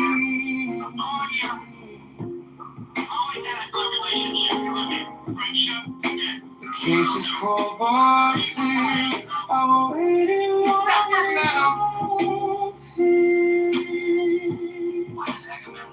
so let it come around like a ghetto kid. I want the scales to sing on the edge of everything, to make the punishment fit the crime.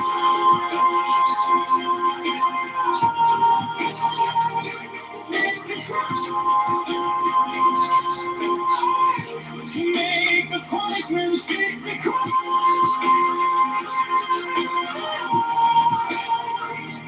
Fit the crime. My object are sublime. Shall achieve in time.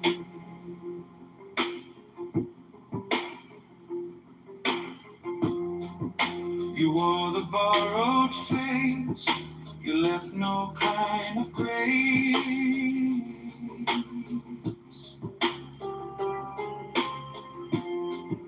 But every lie you spun turns back beneath the sun.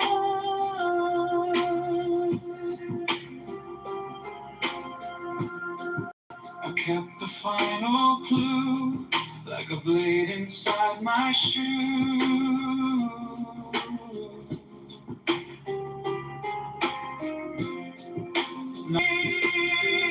So let it come around, let the ghetto kiss the ground. I want the scales to sing on the edge of everything, to make the punishment fit the crime.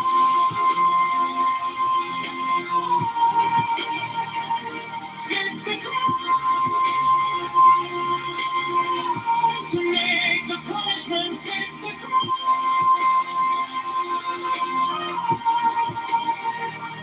Fit the crime. My object are sublime. I shall achieve in time. And if I'm wrong, but I have held on long to the shape of what was lost, to the price, to the cost, to make the punishment fit the crime.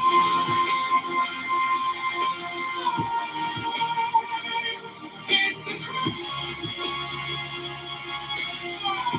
To make the punishment fit the crime.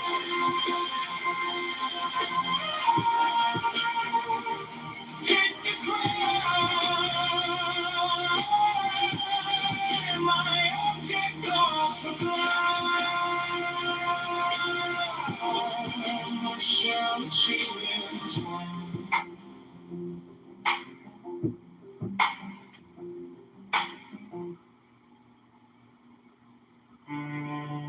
All that ye do is right, if so be that ye enjoy it. 10, I am come against sorrow, against weariness, against them that seek to enslave you.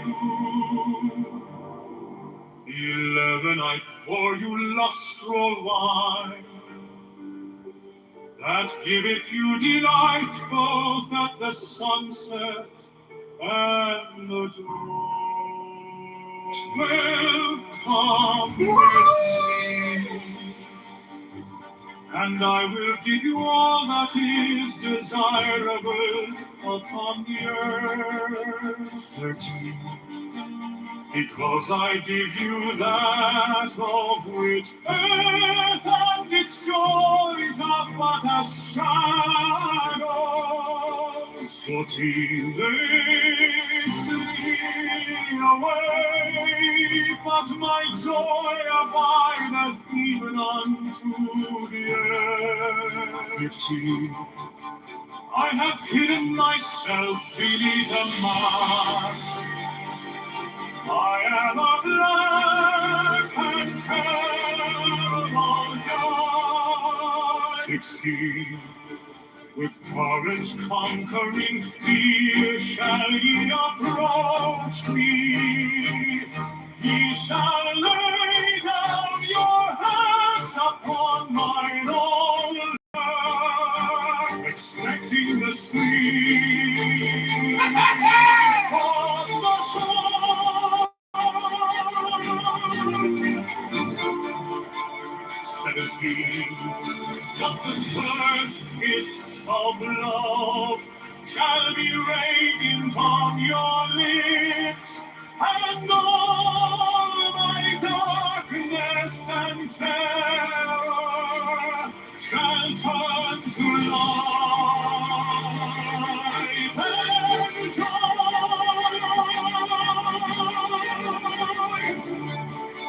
18, only those who fear shall fail, those who have bent their backs to the yoke of slavery, until they can no longer stand upright, then will I despise.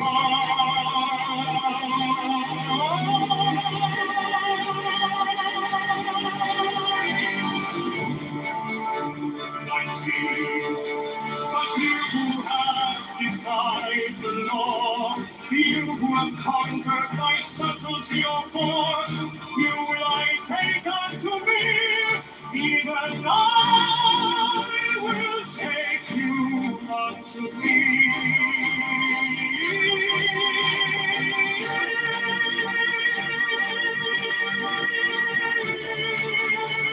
20, I ask you to sacrifice nothing at mine altar.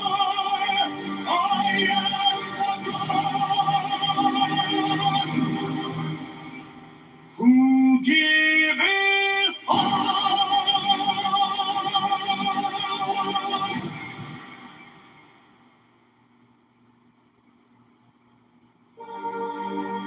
But you who have defied the law, you who have conquered by subtlety, or force, I am the God who giveth all. 21, light, life, love, force, fantasy, fire. These do I bring you. Mine hands are full of these. 20. There is joy in the setting out. There is joy in the journey. There is joy in the goal. 23. Only if ye are sorrowful, or weary, or angry, or discomforted, then ye may know that ye have lost the golden thread, the thread where thy guidance is hard in the doors of Eleusis.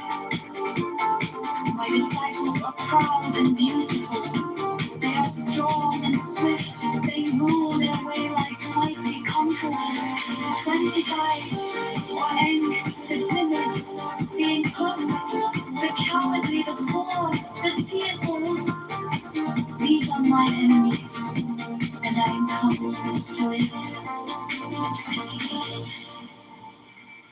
also is compassion, an end to the sickness of earth, a rooting out of the weeds, a watering of the flowers. 21. O my children, ye are more beautiful than the flowers. Ye must not fade in your season. 28. I love you. I would sprinkle you with the divine dew of immortality, a certain consciousness of bliss. God hath struck upon the bell. Ye shall be with me in the abodes that are beyond decay.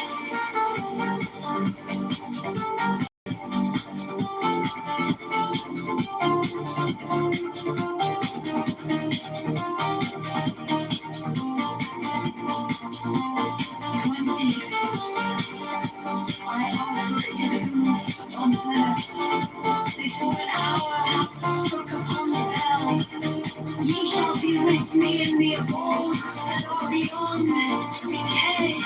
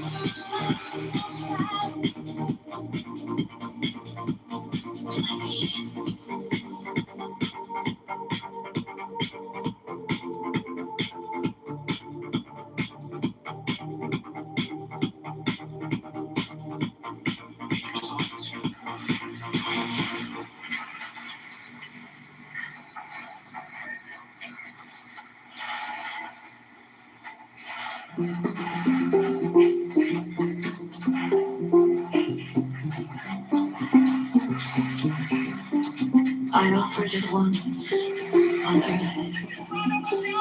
Before an hour hath struck upon the bell, ye shall be with me in the abodes that are beyond decay.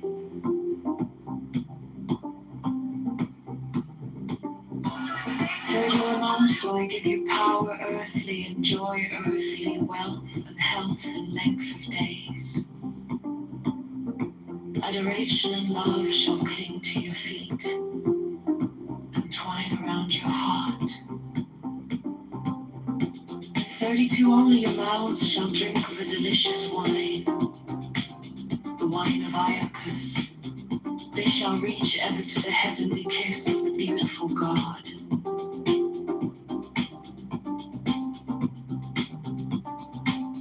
33 I reveal unto you a great mystery. Ye stand between the abyss of height and the abyss of depth. 34 a night awaits your companion, and that companion is yourself. 35 ye can have no other companion.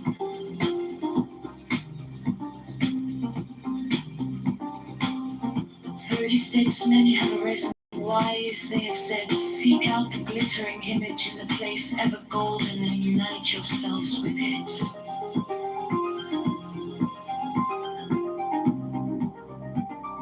Wedded to that blind creature of the slime.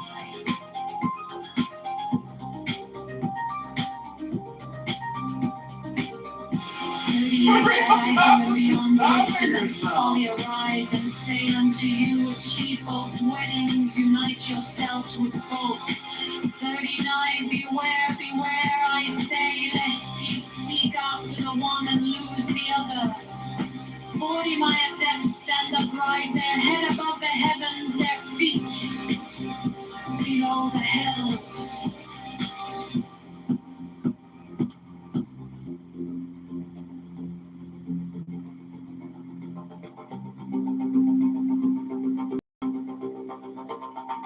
Such freshness. Such creativity.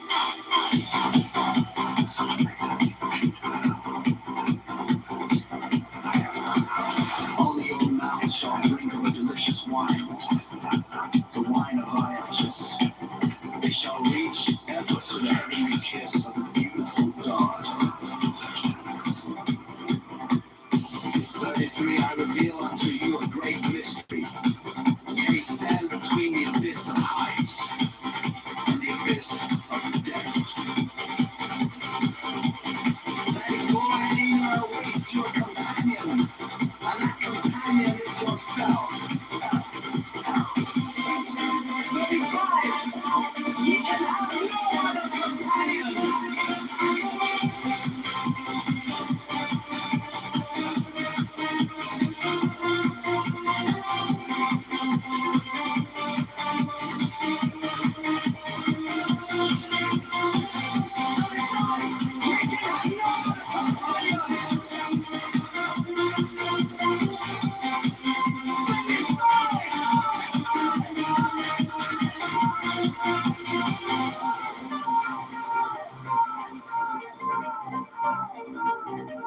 Many have arisen, being wise.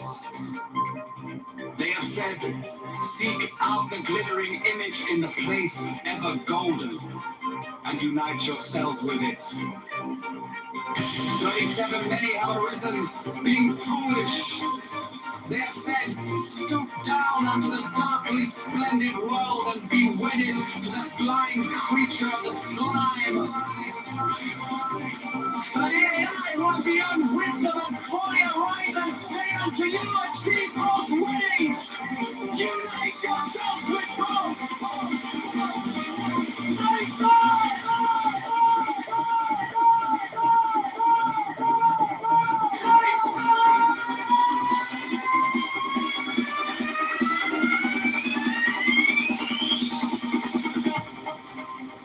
39, beware, beware! I say, lest ye seek after the one and lose the other!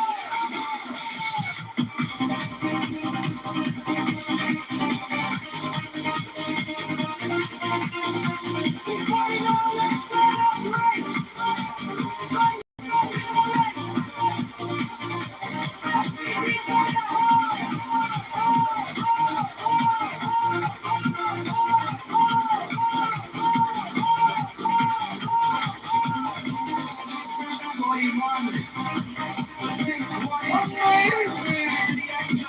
Another to the demon. Let the first strengthen the lower link. The last attach more firmly to the higher. 42. Thus shall equilibrium become perfect. I will aid my disciples. As fast as they acquire this balance, power, and joy, faster will I push them. 43. They shall in their turn speak from this invisible throne. Their words shall illumine the world. 44. They shall be masters of majesty and might. They shall be beautiful and joyous. They shall be clothed with victory and splendor. They shall stand upon a firm foundation. The kingdom shall be theirs.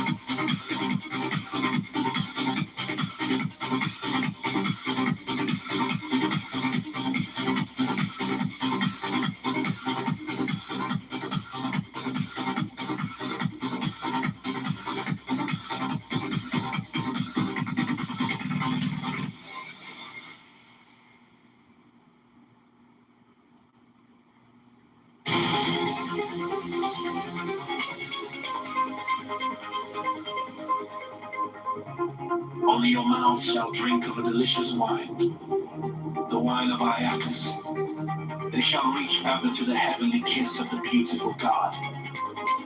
33. I reveal unto you a great mystery. Ye stand between the abyss of height and the abyss of depth. 34. In either awaits your companion, and that companion is yourself. 35.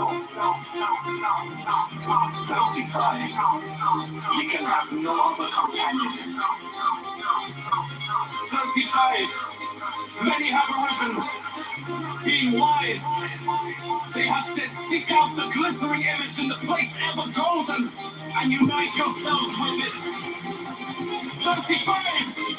Many have arisen, being foolish. They have said, scoop down into the darkly splendid world, and be wedded, blind creature of the slime. 35.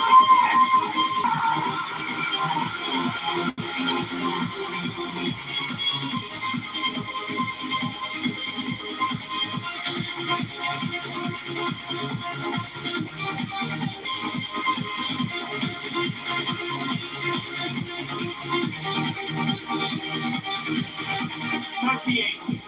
I who am beyond wisdom and folly, arise and say unto you, achieve both weddings, unite yourselves with both. 39. Beware! Beware! I say, lest ye seek after the one and lose the other. 40. Where dead stand upright, their head above the heavens, their feet below the hells. 41. But since one is naturally attracted to the angel, another to the demon, let the first strengthen the lower link, the last attach more firmly to the higher. 42. The equilibrium become perfect. I will aid my disciples. As fast as they acquire this balance, power, and joy, so faster will I push them. 45. They shall in their turn speak on this invisible throne.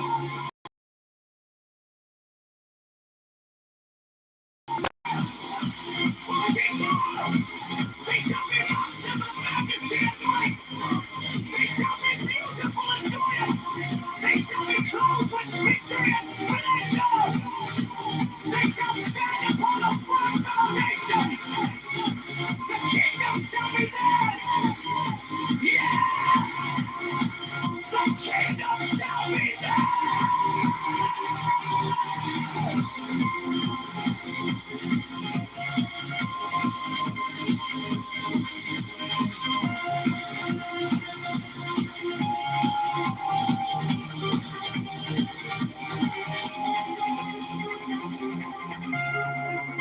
In the name of the Lord of initiation. Amen.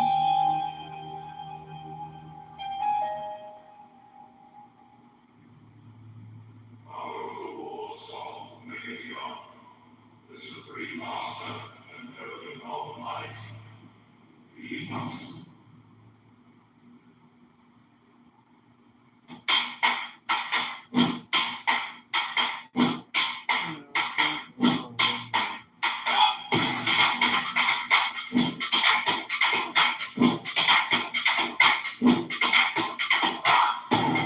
Ash on the banner, smoke in my lungs, steel in my finger, blood on my tongue. I march through the thunder, boots cut the dust, name on my armor, burned into rust. Master of the burning dawn, I raise my broken hands. Like the tears that dark apart, lead me through these lands. Master of the universe, roar inside my chest. I will wave blinding fire, honoring my flesh.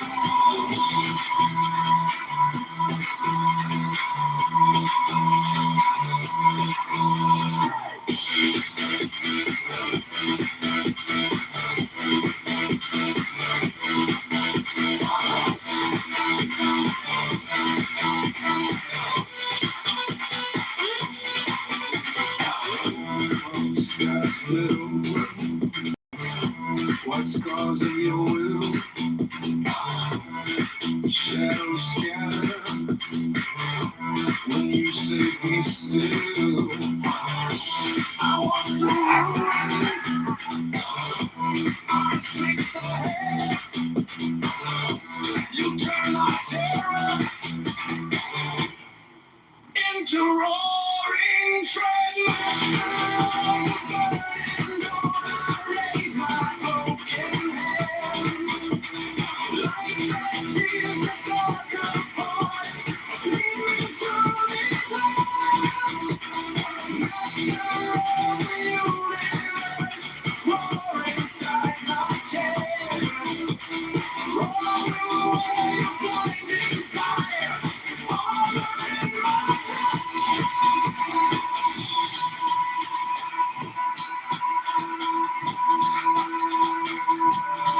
If I fall, let me fall in your grave.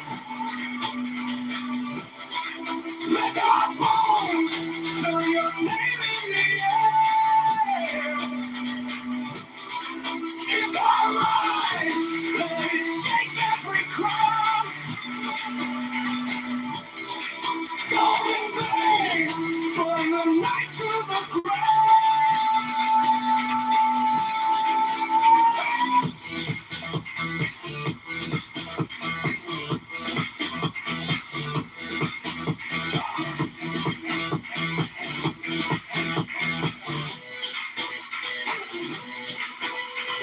Master of the burning dawn, I raise my broken hands.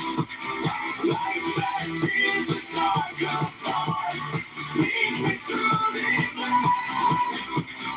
Master of the universe, roar inside my chest. I will away your blinding fire. Armor in my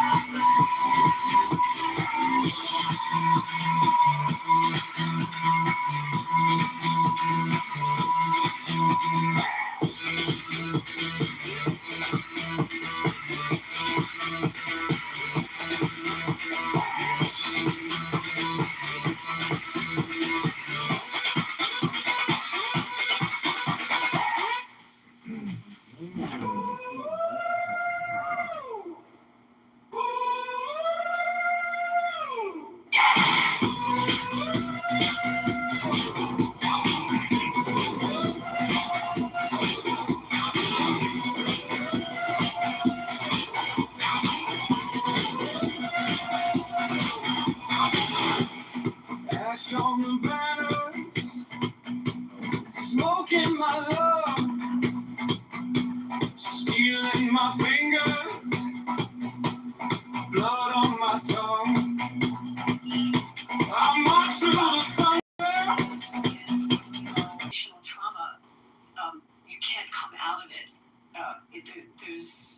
You can't blame it on that because people come through it. And there's been generational trauma in all civilizations. I mean, the Sparta fought, you can go back to ancient Peloponnnesia or wherever you want to go. There's trauma, there's bad shit that happened, but how did they come through it?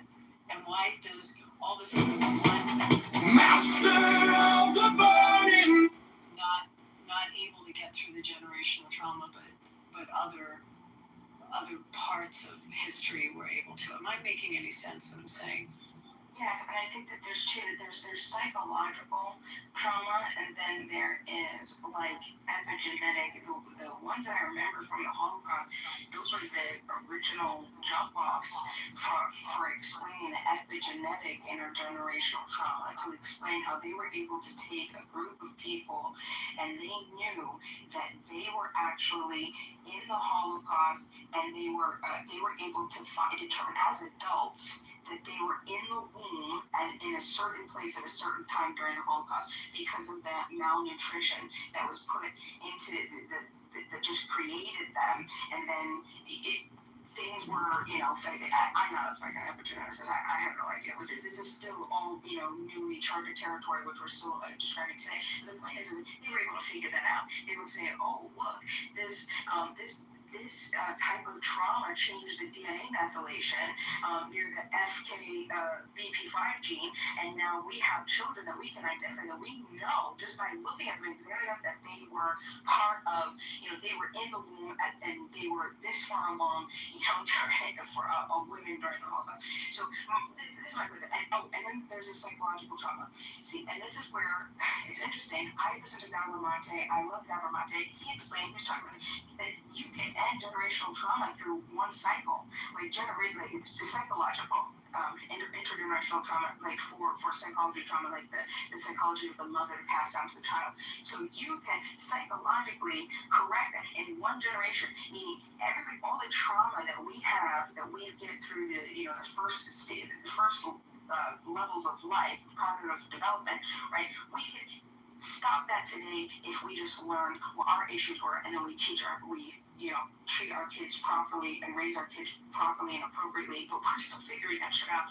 Most people can't even decide whether corporal punishment is necessary or not, just irrespective of the massive amounts of overwhelming evidence that suggests that corporal punishment will harm your child, IQ, psychologically, self-esteem, all of these types of things. So my whole entire argument, though, is still, the one thing I wanted to say, back to what you say, the affirmative action, because this has been bothering me, though. The affirmative action, I really like. I didn't know about the 25-year thing. Thank you for teaching that to me and educating me on that. And I'm going to look into that more, and I really, really appreciate that, because I want to talk about that more. But the idea that that then sort of neutralized or it didn't create generational wealth, and that's what a lot of what the New Deal programs, that's what it built, and it didn't fix that. So the overcompensation for that doesn't exist, though. Wait, pause. I do want to acknowledge we have Alex and Beaver that just came in, and I want to thank you. We love you, White Men, very much. I just sent you those Science America articles. I sent you in the messages for just, I forget if it was the Bakke, Michigan case. Do you remember, Anne? That was out of University of Michigan, or affirmative action. Do you remember that? Yeah. That was one of the big cases. God, I'm could go back. You guys, it pushes me to remember constitutional law, because I don't remember all this stuff, but I do remember her opinion gave it 25 years. So I forget if they'd hit the 25-year around that time. I'll try to find it. The Dutch Hunger Winter, that's what it was called. I was trying so hard to remember. The Dutch Hunger Winter. But, in the grander scheme of things, none of us are owed anything. And I truly believe that we all get what we deserve.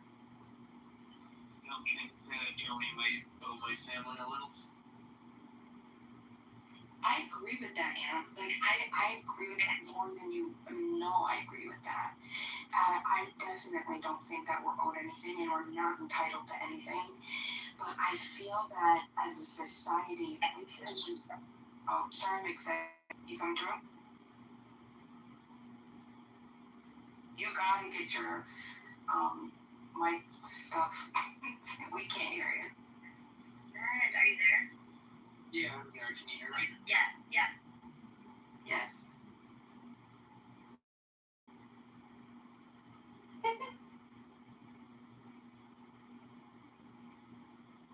Oh my gosh, Mixed, there's no sound coming out of your mic, which is, Mixed is one of my favorite people on this app. Sorry, I was taking a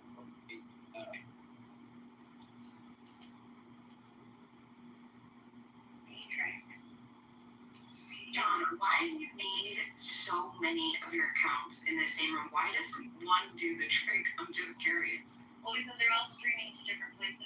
So, one streaming Can you guys not hear me? Oh my God. I'm trying to find the new one. You guys are doing this. Mixed, are you there? I am. Okay.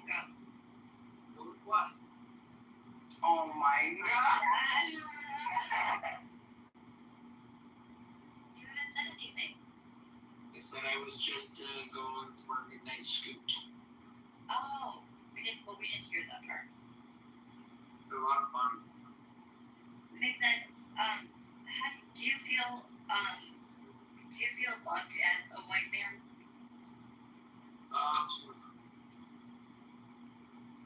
I feel grouped in with the white people. As the majority of the country is. Bima, did you give Beaver and Alistair and Mizette their flowers? This doesn't happen. I gotta change grandma. Alright, I found the minibar. That's the spirit. How you doing, Lodi? I'm good. I'm in Chicago right now. So, okay, minibar. Got it. Ooh, upgrade to 60 plus. What was that? You cannot have a normal conversation. Did you ever have a restaurant, RPM? They have very good steak. Yeah, that's very good. There's a new place on the river, which is, oh, Are you running campaign for Mr. Kitover? No, I'm here on Jew business. New business. The Jubilee, of course. Usually, yeah. Meanwhile, they closed the fucking airport in Chicago for 3 I just want hours. to say good evening to everyone and definitely show my appreciation for white men. Speaking as a minority woman, I was married to a white man for 8 years and usually date and I just think it's pretty interesting how I don't like people to make excuses for what they can't do. I was raised military, and it depends on how you're raised.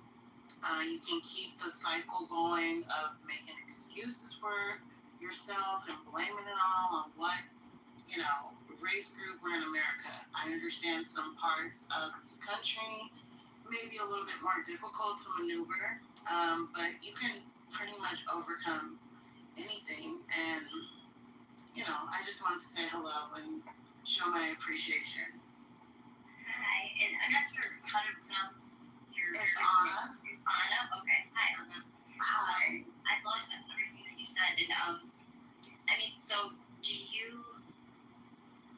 I guess the conversation you've been here for quite some time. And I believe in self-responsibility too. And so and I'm sure you've heard of the white savior complex, and that in itself, I believe, is very harmful.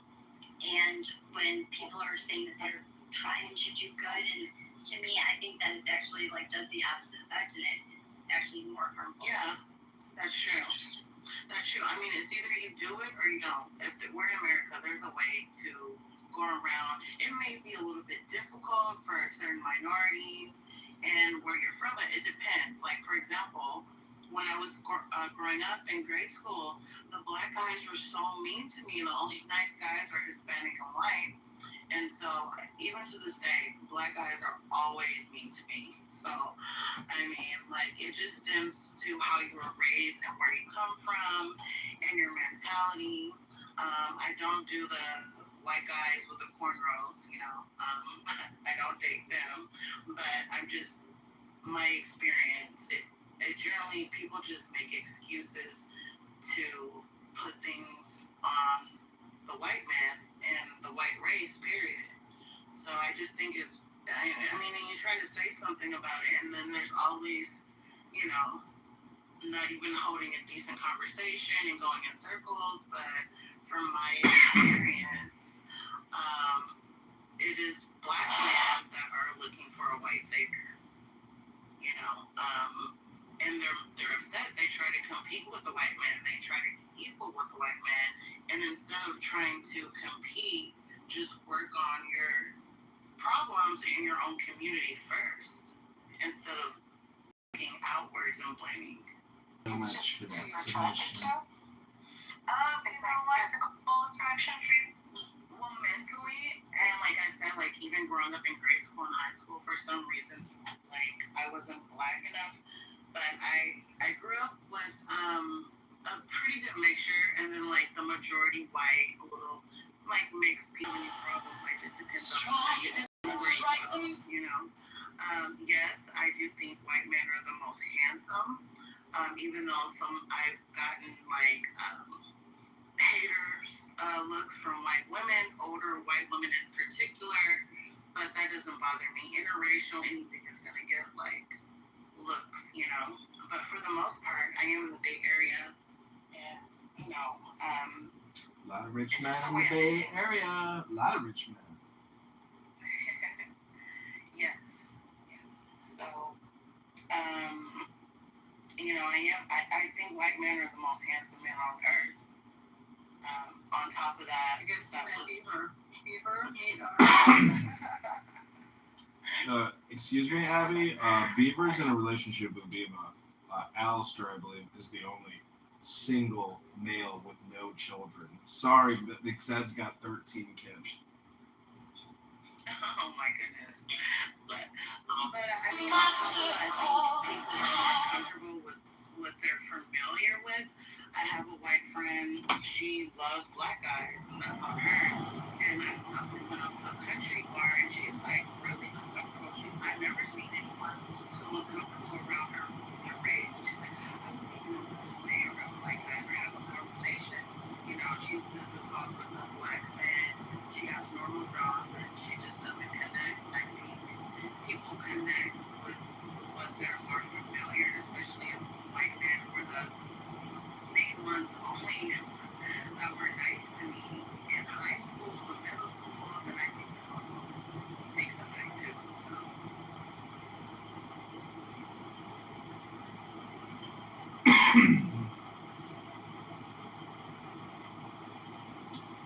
So Abby, it's I don't know if you know this, but my father. Oh, wait 1 second. I'll get it. Right, phone would come off mute. I just wanted to respond to so, do you see the attack as of like the past few years? The attack on white men. I do. I mean, it started to happen very gradually as time gone by, and you know the news like really. You know, the news just kind of makes things worse in a way, you know. They'll turn a story and make it twisted and put their own words in it, but I do see kind of an attack, categorizing all white men to be the same, like they think the same, they're all the same, and MAGA is just this big racist group, and, you know, you have racist people on both parts, but, you know, I just feel like the whole thing, especially as Trump, you know, I love my Trump, and he, as soon as he became president, it made it kind of worse on white men, and, you know, like stereotyping and just trying to create a bad name. I've seen it. And I've heard it, like, from the guy I'm with now, you know, just kind of like, it was really indirect. He was at work and he said, like, oh, that's racist, and completely turned something, like, for example, something so trivial, you know? So it just starts like that. Every day we don't do something to help deconstruct structural white racism in America.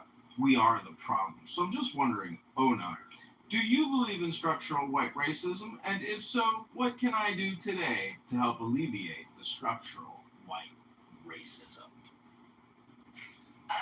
I think, I don't even know where to start with that one, but let me see.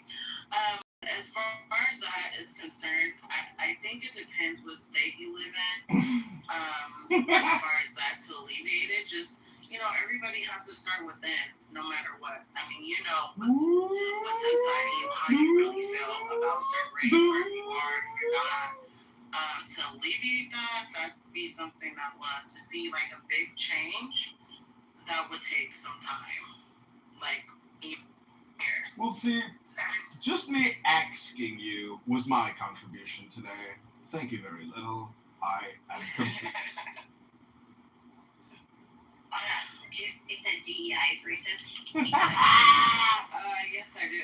I think it's very racist.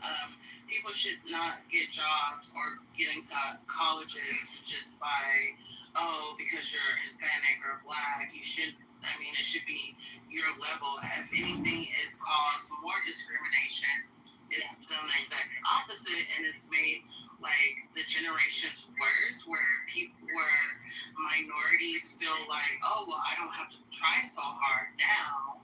Right. I'm gonna get accepted anyway, and which is not, because these are gonna be the people that are taking care of us when we're old. So it's definitely a bad idea. California is real indirect, but I've never had a problem with I didn't even need, I could have done less without DI. I just received 2 promotions within the same year. So, and that wasn't because of DUI, because I worked my ass off and a lot of brain stress, but I did it. I was stepping up before DEI even came about, but I just think it's geared to the younger generation in a negative manner where they think they don't have to work as hard, they can just make mediocre. Right, it's a trophy. That sounds like just a thing that really is like that happens. So yeah, you're saying the standard is bar is lower and it continue to go that way. And it's sad because I thought so hard. Yeah, I was raised military, so it's like my grandfather was a Navy lieutenant in the Navy, my mom was Army National Guard, and it's like my father got shot and killed by his ex-wife in front of my great-grandmother's house when I was 5. So my mom pushed, remarried, everything was great, had no problems, and, they taught me, like, you work hard, okay. Well, straight out of high school, I didn't go right to college, so I had like 10 years gap. Went to college, needed to take the class like 3 times. But you push through it. I think sometimes, like, especially certain minority groups, it's the parents that want to say, oh, well, it's okay. Well, overseas is good enough. My mom always told me, like, when you're a minority race, you need to be an A. It doesn't matter. Sometimes you might see white people get a slap on the wrist. They're okay as a C, but you're a minority race and you need to be an A in everything you do. Yeah, it was a lot of pressure, but it depends how you're raised, and I think that's structure. So. Do you think we should be centering white men in a thank you room for white men? Huh? I'm sorry, what did you say, Alistair? I said the name of this room is White Men Appreciation. Thank you, white man. I'm just wondering, should we center a white man or should we center a black woman in this white man appreciation?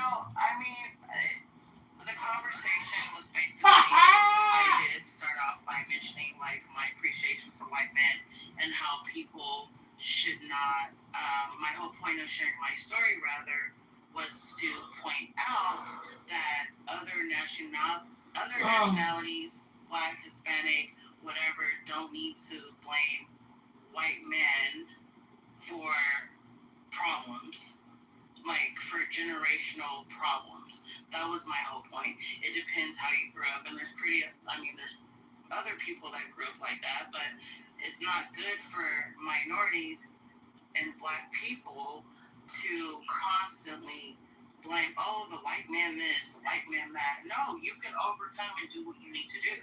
Like, it doesn't matter. Like, are you for ICE removing illegal aliens using violent force, 1,000 a day, 3,000 a day? Are you okay with ICE and Department of Homeland Security and Border Patrol using even lethal force to remove illegal aliens residing here in the United States of America?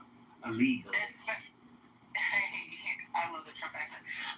Especially if they're criminals, yes, because I think things have gotten out of control, and especially Mexicans in particular can be some of the most racist people when they get here.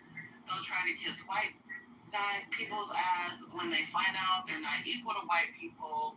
They are like, even the Black people that march for civil rights and for other minorities that have perks in this country, quote, quote.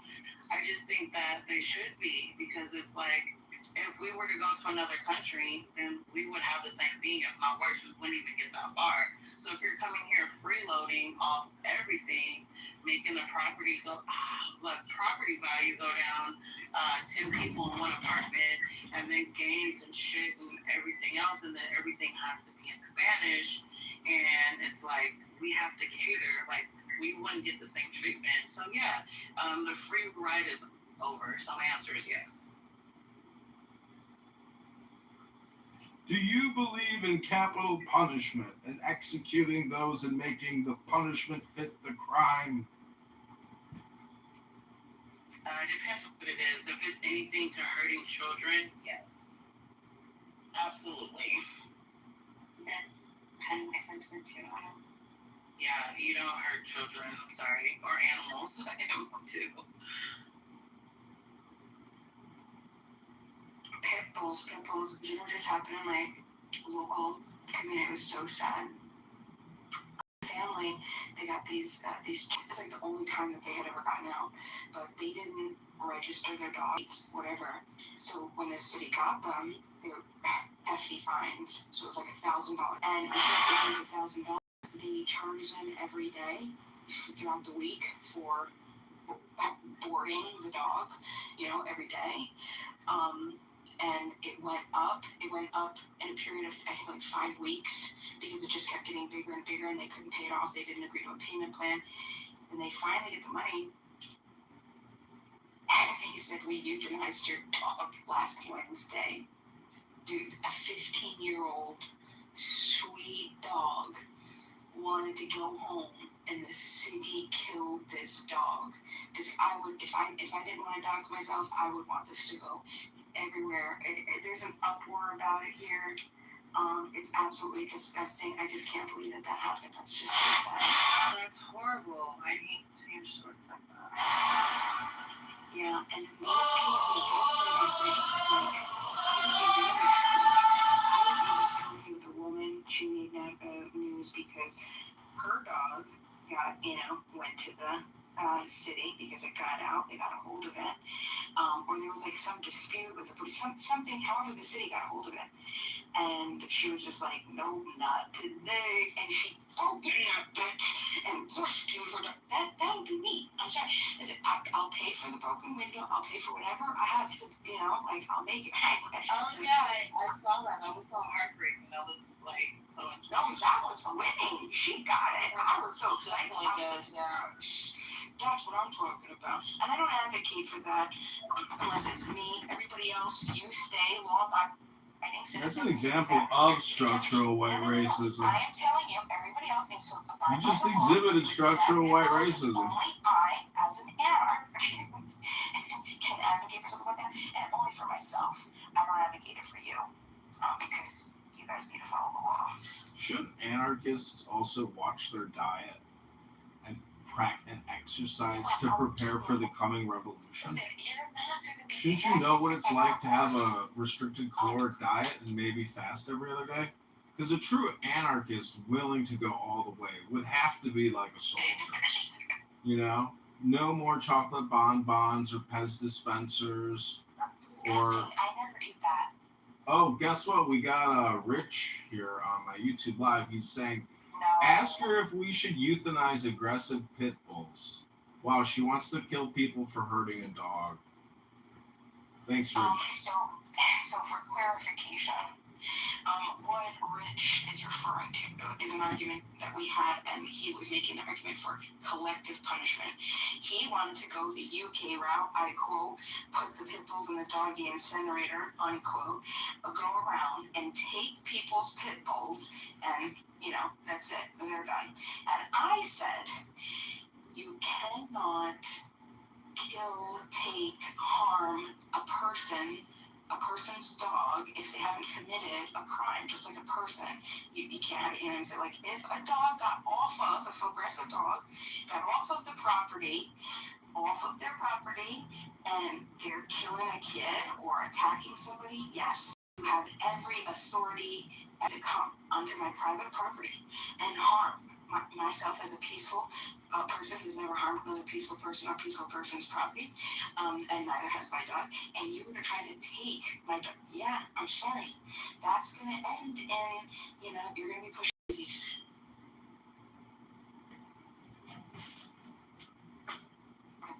We're all going to say that as dog owners. John, don't you own a dog? I have owned dogs in the past, but now I am dogless. Maybe that's your issue. Maybe that's No, it's what not. your problem I don't is. have an issue. You got an issue, lady. The point is, I was gonna tell you that If you had a dog, your time would be different. Like how you. Yes. like, John. listen, I go to I read books. I sit in a hot tub. I cook a dinner. I sit in a nice restaurant. My schedule is already full enough. John, what about if we did like we just got you wrong? How about you just get a ticket for Friday for House of Blues for BBNOS? You won't regret. It's the hottest Lollapalooza after party. It's gonna be great. The foundation room is a VIP upgrade. But my sister, who has excellent karma points, told me to get a ticket to go to House of Blues Friday, and so myself and my minion, we're all going. And Rabboni Shalom, it's gonna be an incredible evening. 10 p.m. post Lollapalooza. It's the hottest event in Chirac. Great security. Is Lollapalooza now? Yeah, it's this week. Oh, I didn't know that. Abby, such talent, just totally just right. I know. But I mean, maybe we do a GoFundMe and get him a dog. What do you think? John, do you like a little or big? I do not want a big dog. I want a hypoallergenic, like small to medium. Yeah, I mean, I'm down with that, but like, these dogs are very expensive nowadays.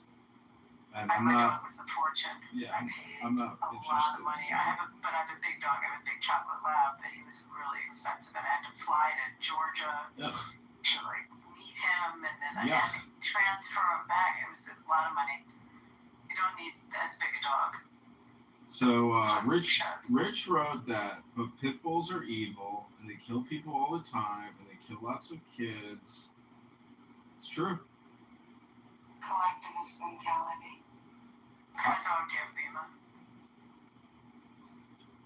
She was a beautiful American bully. Joe and dogs?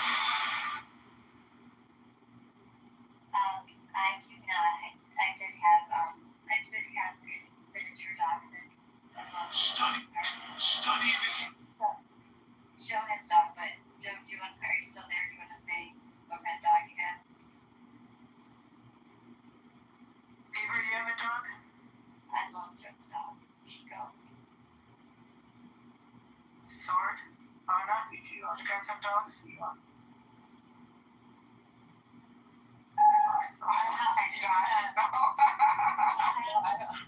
don't have a dog. I have 2 cats.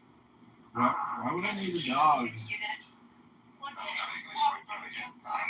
have a dog?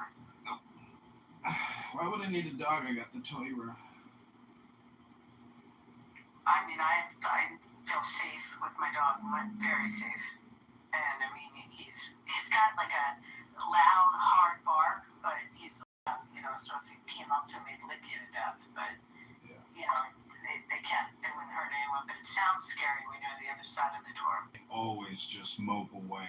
They do not fucking attack. They do not stand the ground. They mope away and run away. That's what they do. Well, I don't share this story. I actually got sued from one of my prior dogs, same breed, chocolate lab, for he knew how to open doors, and someone was in my garage, and he opened the door from the house to the garage. It's one of the, like a latch, like a what do you call the handle where it's you push the handle down. What the name of that kind of handle is? A lever handle, and pushed, barked really loud, and kind of no one knows for sure how the person fell down, but the person was knocked to the floor and sued me. So, I mean, that's a Labrador, which again, well, it's an interesting story, sort of. This is how our legal system works. And this is a lawyer telling you this. This was actually a trespasser in my garage, a trespasser. But even though it was a trespasser, I still had a duty. And they sued me. The back was broken. So it wasn't someone who was coming to rob. It was just someone that wasn't invited in, walked into the garage. And my insurance, I really wanted to fight it. I wanted to argue that I should Fight everything! But my insurance. Fight everything! Always attack! Interesting because the dog. I wasn't there, so I don't know. Again. Again. The dog didn't bite him, but the dog's barking and stance, could have scared the person to have fallen, or whether the dog actually. Another great story by Abby.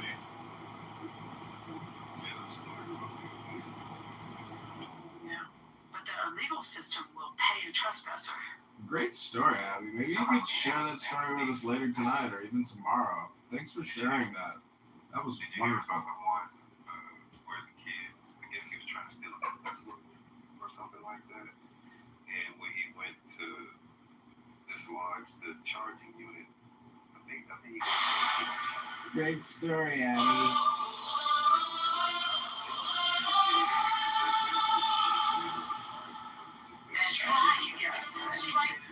Yeah, the mom wanted to sue the family because I think the kid died.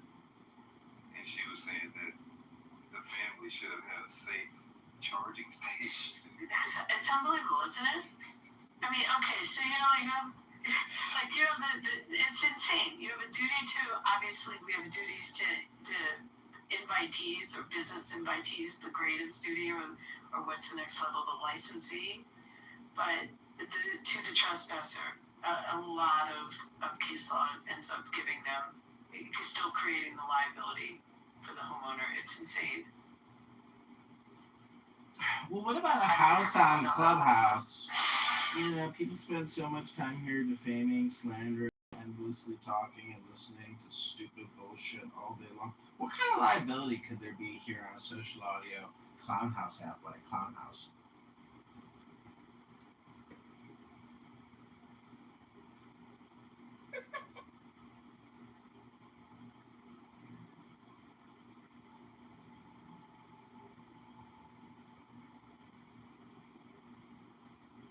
I'm sorry, I didn't hear you.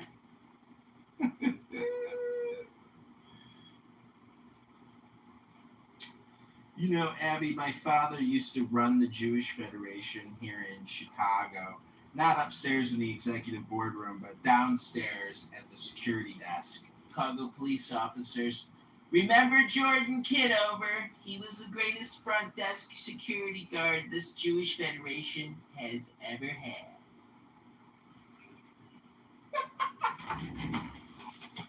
I bet it was wrong.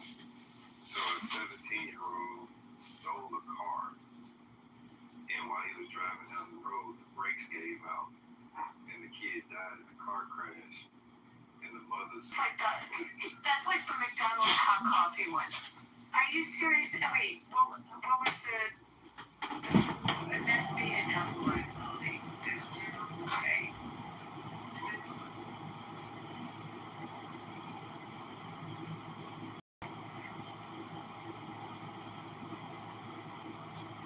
McDonald's hot The coffee. Palm He-Man!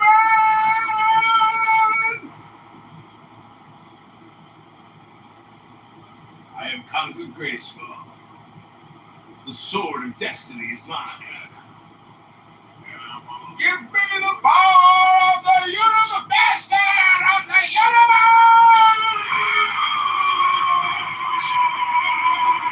universe!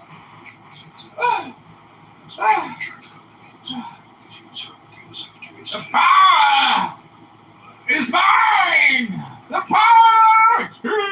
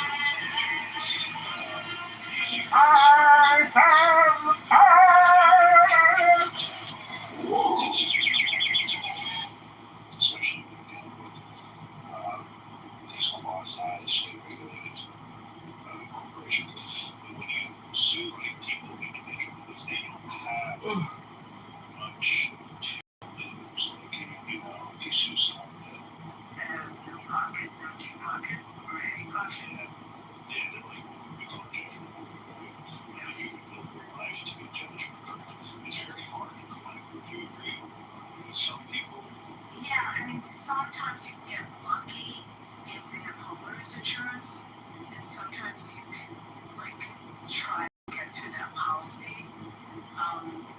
And what's interesting is, and I was telling someone a story the other day about this, that you used to be able in the old days to collect even for intentional torts.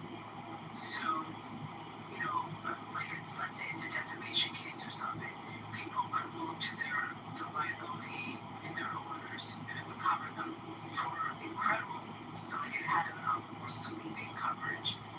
And we had a story, I didn't know the details of this, but there's a very famous lawyer that was banging the receptionist at the firm and gave her Hermes, and she gave it to her fiance at the time, and they sued the lawyer for giving it to her for the negligence and for the tort, and his homeowner's insurance paid it. And I don't know today if all that stuff's carved out or not, and communicable diseases are carved. You mean to tell me that my motherfucking homeowner's insurance will pay for my Hermes? Holy shit, baby! You goddamn crack the law! I'm trying to talk about this, but you know, there are ways. I mean, and that's assuming if someone's judgment proof, there's a good chance they don't own a home, and you know you're not going to be able to get it through the liability insurance. And I don't know what tenants insurance covers. I doubt it covers any acts like that. But otherwise, you got to go through getting the judgment, and then when you get the judgment, doing the discovery to try to determine if there's any assets there. I mean that and the only way you're really going to determine it is pretty much once you get that judgment, and then try to execute on it. It's not easy.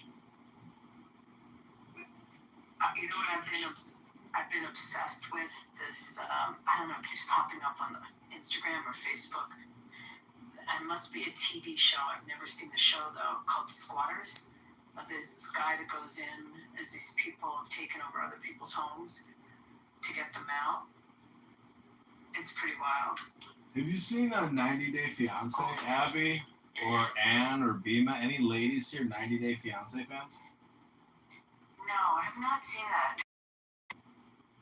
But in the Squatters one, so it made me think of it, Joe, because these people are like amazing at bucking the system and figuring out all kinds of ways to We are coming for the pit bulls. get legal protection to stay. Pit bulls are dangerous. And you've got to jump through a lot of hoops. I didn't know that in your way. To get the eviction. Your pit bull ain't my baby. Where is my baby? Where is my baby? Your pit bull ain't my baby. Your husband gave you Hermes. I want to sue your homeowners insurance policy. Yes. Ooh. At your house. You evict them from your house. And even though you never actually signed, they're not actually a tenant of your house, but it's actually created what's the best for someone to prepare themselves. I played Batman. He was in the movie. Michael Keaton. It was. Michael Keaton. Yes, Michael Keaton. They came into the house and they couldn't get rid of them. And it was this like really expensive house in Pacific in San Francisco. And they could not. It became a nightmare. And they stole the title. Like they figured out a way to actually go in and steal title. It's hard, you know, because if they file bankruptcy, you know, you have to go in and get a stay from the bankruptcy court to, you know, because they'll have a stay any proceeding. They'll file, or the bankruptcy itself will stay any foreclosure proceeding or eviction proceeding for a period of time. And that is where you live. Like if you live in a very blue city, or a blue state, it's really hard to get people out. Yes, right.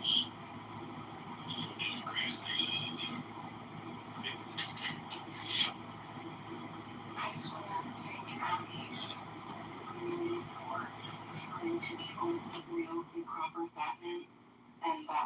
False effect. Another fact. I also want to thank Not Abby. Adam West. Abby, thank you for contributing so much of your career towards white structural racism. I'm sure the casino industry has sucked many, many white people dry. I've watched documentaries on senior citizens that have lost everything and become destitute at multiple casinos in Vegas. So congratulations on contributing to white flight, white destitution, and the deconstruction of structural white racist society. Thank you, Abby. So I heard that in the casinos that you can actually claim taxes. The amount of winnings. Yes. Yeah. But they just changed the law. It's a very big deal right now because the big beautiful bill fucked us big time. You can write your losses against your winnings, so that you have to report your winnings, but prior to the big beautiful bill, you can write off your losses against your winnings. Any player's card, you're going to track the losses. And if you play slots or like any of the video poker or whatever, you're going to have more losses than winnings. Unless you hit a mega jackpot or something. But no, bitch. The big beautiful bill only allows you to take 90% now of losses against wins. So which is a big deal for people that are gamblers, because that number you may not have realized the wins, but you still have to pay the tax on it. But that's how it works. Well, I was like, your win loss even you understand what I'm talking about, Anne.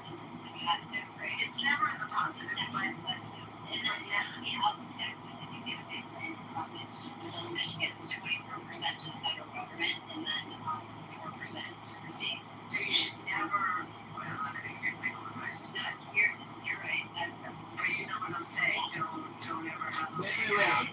I think I just gave you legal advice. I have to retract. But this 10% is significant. But yes, FEMA, so it used to be $1,200. Now it's $2.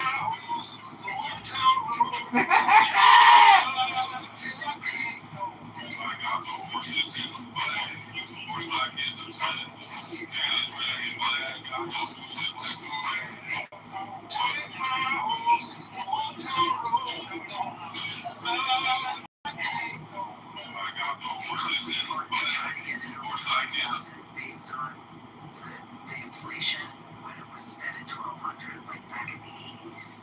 But we lost, we got it up to 2,000. Now we're fighting to, try to have 100% losses against wins. But I don't know where that's at. I mean, the country is currently $40 trillion in debt. You'd think maybe the casino industry could contribute just a little bit to paying off the deficit. What do you think, Dr. Abby? A ton of money in gaming taxes, especially in your state. I don't know what it is in Illinois. I should check. I wonder what it is in Michigan too. I mean, it's got to be higher. I think ours is the lowest. Well, if you're in the sushi bar, go upstairs for the full experience. I've heard of that place, Maple and Ash. Are they in other cities too?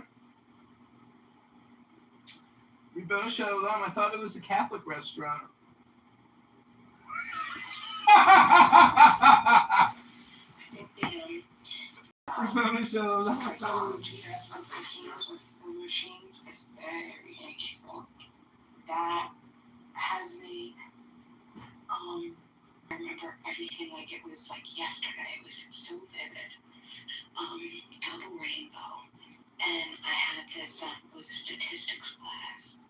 And that class, first of all, Physics is so hard, but you know, exactly. That's my first thing. It was the hardest class I ever took. You guys, I know. I'm going to agree with both of you. Horrible.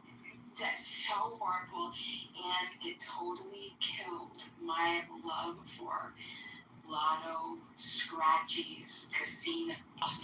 Lotto was huge. The casino, there's like this casino, this race.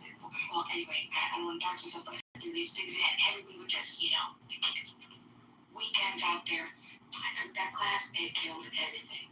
And I got interested in, like, how could they, if this is true, how could people do this? How could people, I read this study, it was a long time ago, and it talks about how all the little things in the casino is designed so specifically and uniquely to do something, like the lights, the sounds. Oh yeah, and now they have it implemented with some. I mean,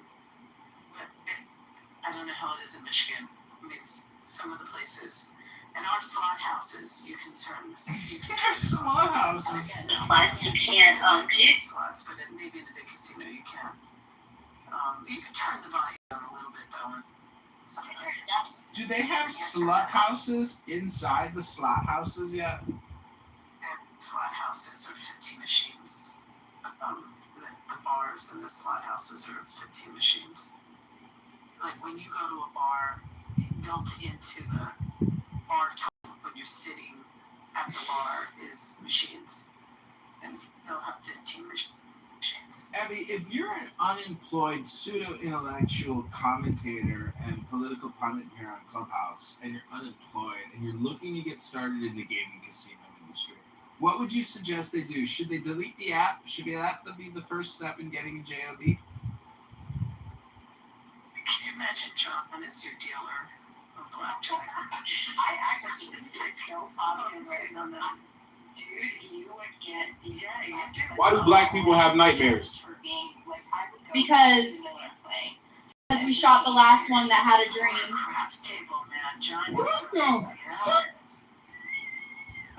It's confusing. Abby, is John an idiot or a genius? I don't know. There's a level of savant there. John, you have to go.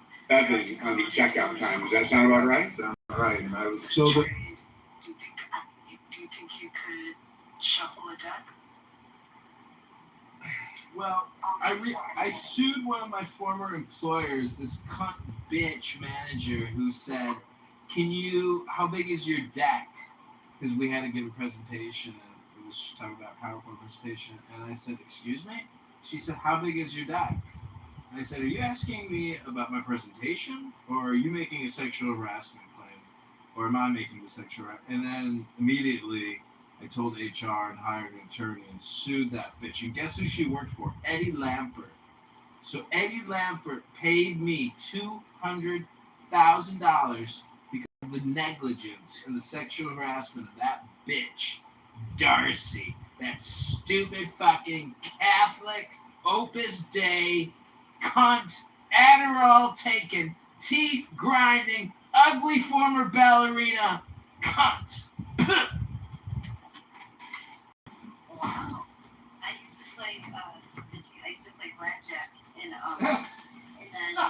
just over time, I know how to. And they were saying I don't know, and now it seemed very odd that they wouldn't know how many decks that there were.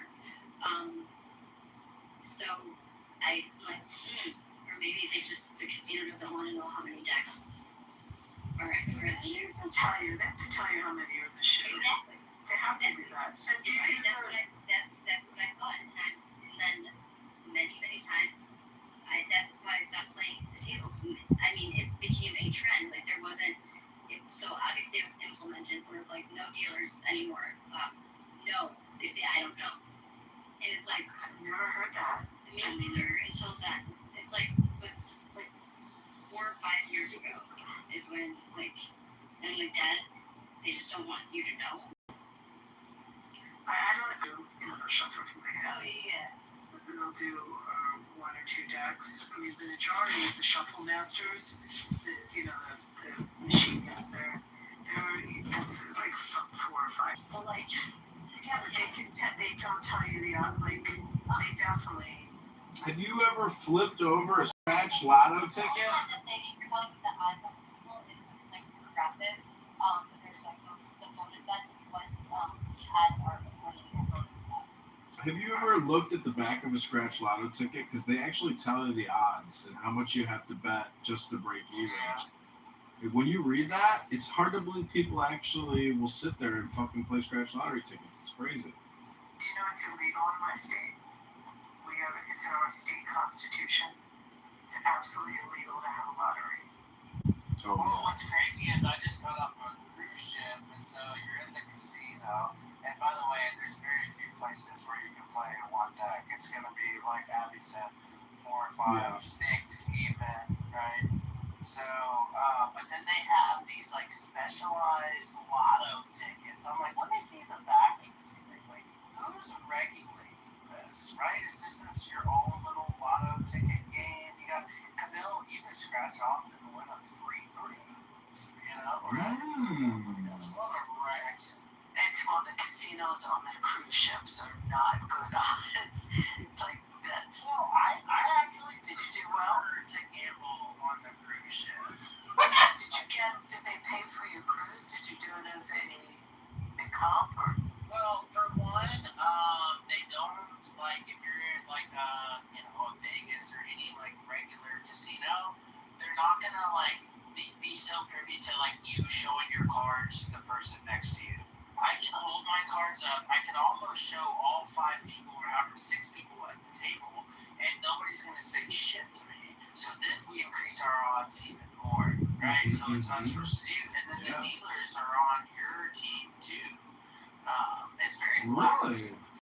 Have you ever seen the video? Wait, listen, hold on, buddy. Have you seen the video of the black woman who won like the $1 million at the slot machine? And she was like so happy. She was like, it was destiny. It was meant to happen. And then the casino manager tells her that it was a mechanical electric error on the slot machine. Oh, that's got to be like devastating. Yeah, that's ultimate. Yeah, like that's just like I just come unglued. Now, should they honor that? What did she do? She got up and walked away from the machine. Is that what happened? What was? Walked away from $1 million machine? What the fuck are you smoking?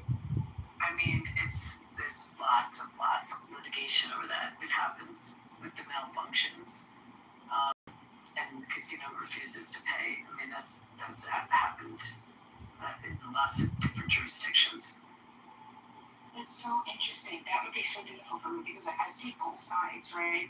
And the idea is I'm giving you this money and like the witness like I feel like just corroborated the time and the person of this receipt, right? He 100% IDs the customer as Tyler Robinson.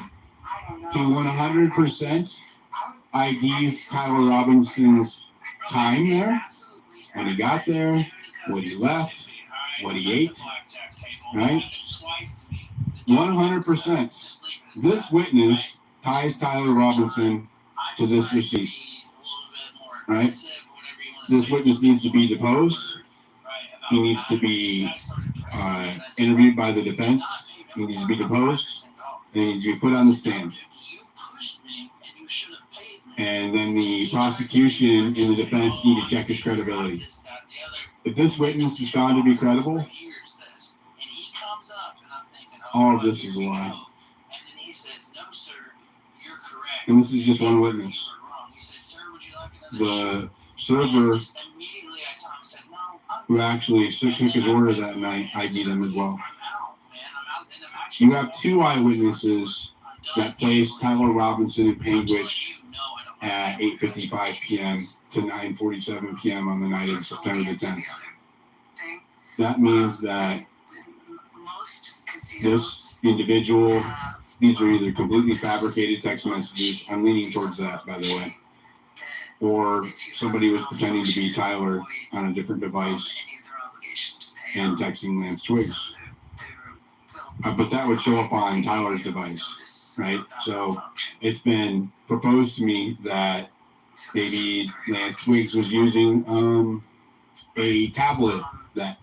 Like next time you decide to go on a cruise, you can reach out to me if you want to do this. But there's a lot of junketeers that will, your cruise one. If you're going to gamble anyway, you might as well have them pay for your cruise.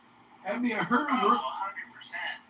I heard a rumor about you. Is it true that either A, you dated Meyer Lansky, or B, you are Meyer Lansky's daughter. That'd be amazing if you were related. You know, I have no relationship to him, but it's interesting you bring this up because I got an email today from a friend of mine that is working on a documentary. See if I can find the name of this about Jewish gangsters and Nazis, and basically how they in New York they took Meyer Lansky and his crowd took these gangsters and they went in and busted up some of these Nazi meetings and literally beat up Nazis to scare them not to gather and not to meet. And they were asked to do that by the I don't know if it was the feds who asked, and they did. So it's weird. We were just talking about Meyer Lansky today because it was part of like some of the New York guys. And he was part of that, of organizing that. It's pretty wild. But no relation. Have you seen those? Because so I'm trying to think through it, Abby, and I think probably I'd lean on probably lean in favor of the casino, unfortunately. Had Tyler's ID signed on it, right? You can have more than one device, and you can text to any of them on iMessage. But if Tyler was looking at his phone and somebody was texting Lance Twiggs pretending to be him, that would be pretty odd, right? You were watching a conversation happen that you were not participating in on your own phone. So I think that's out the door. I think that these were fabricated by the state, either by Celebrite, which has a documented history of injecting information into mobile devices, or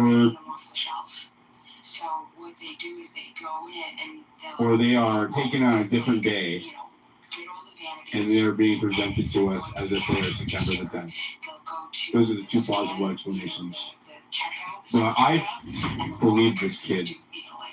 Okay, he's a hardworking young man in a fast-paced establishment from a small Utah town, and I found his testimony to be compelling, and the timestamp is corroborated by the owner. That's the right receipt, at least. And two witnesses say that receipt belongs to Tyler Robinson with 100% certainty. I believe that over this 100%. And I think a jury would too. I think a judge might have to. There's a reason why they didn't come out and say, well, this receipt doesn't belong to Tyler Robinson. We ran those numbers and did not. There's a reason they didn't say that. I'll get into that maybe on a different day. So, yeah. Throughout the entire case, no one was able to ID Tyler Robinson, get his license plate, even his lover, his roommate/lover, did not 100% ID Tyler Robinson. So this kid could. The one who helped him check out. And you were the one that helped him check out? So you were the one that helped him check out. He ties it to the ID. He ties the receipt to the ID. He does. I don't need the card number. He just told me that receipt belongs to Tyler Robinson, and Tyler Robinson was in Panguitch until 9:47 p.m. And if he was in Panguitch at 9:40, Can you explain, elaborate on your scheme? Okay, so it's a pretty common scheme. They're called junketers, and they. I actually know a very big one that's based in Florida, which I'm happy to get you the info on it. And they rep all these different cruise lines, so they will. They also rep land-based casinos as well. But you will often you may have to deposit. When you go and you're playing in the casino, sometimes you have to deposit money in advance because they don't do markers. Exactly. Right, so you'd have to do like the deposit, which, for your markers in advance, and they'll pay for the whole cruise. And, because it's definitely if you're going to play anyway. And the guy I know that has the company in Florida reps most of the cruise lines, like the NCL Celebrities, the Virgin ones. My girlfriend did it through him. Virgin, Princess, Regent. I don't think he does like Seabourn and Silver Sea, like, or if that's still around. Like, I don't know if he does that level. But wherever there's a casino, some of the more exclusive ships may have like a couple tables and a few slots, and I don't think he does. What do you think? Brock is like a retired attorney or something? This is a fucking fat ass alcoholic cameraman who can't pay his bills. You gonna send him on a junket? This fucker can't afford nothing. What are you doing, Abby? You're trying to ruin this guy. Fuck. I'm listening, and Essentially, if you like cruising and you're going to be playing anyway, you might as well. yeah, but just to understand me, like for example, I just went on a week-long cruise and I laid $300 down on the table, and all the entertainment sucks there, right? Like just for my opinion, right? So if you're not going to the shows, you're going to the flight, you're going to the casino, right? Hello? Is that Necro, my campaign donor? Hey Necro, can you send me another $5? I'm running for mayor. That's great. Hello? It is, because they're not fair games on the cruise ships. They're pretty skewed. I say that to say that I use my, I don't throw a bunch of money. I don't have a bunch of money to throw at it.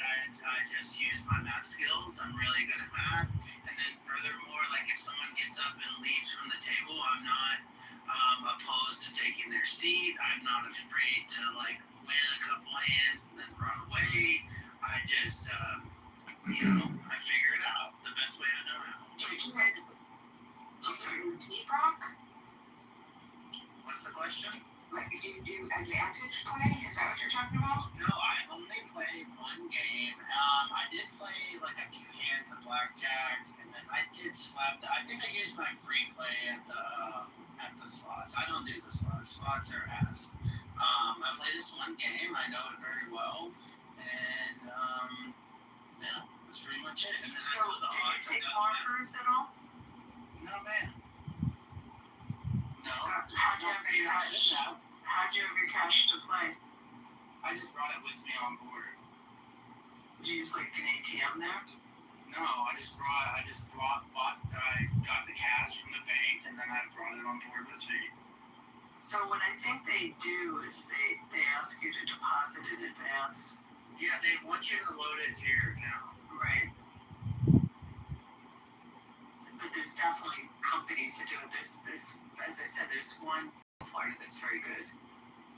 And they'll do like I guess the way I do this is when I have to gamble, and what's up? I don't like when I run out of money, I run out of 3-card money trick. Win 500 and can't pick the left card. You're gonna win every time.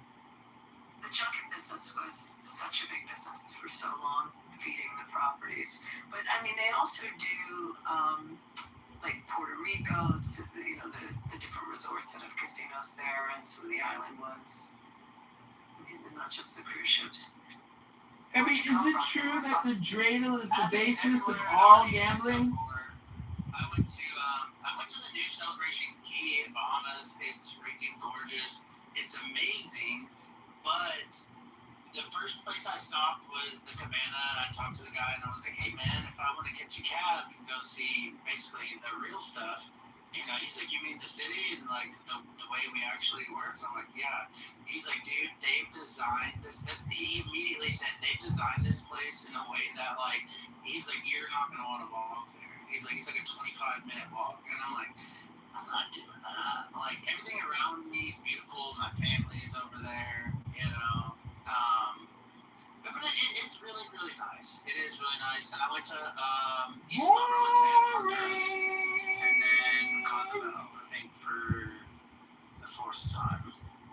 into Playa as well. I don't Big know. ship? Did you get laid, bro? Yeah, I was on one of the bigger ones on their fleet. I was on the Mardi Gras. And the only reason we went on Carnival is because all the kids, really. Did you get lucky? About 6,300 people aboard. God, that's a lot of people. Did you get laid, Brock? Huh? Yeah.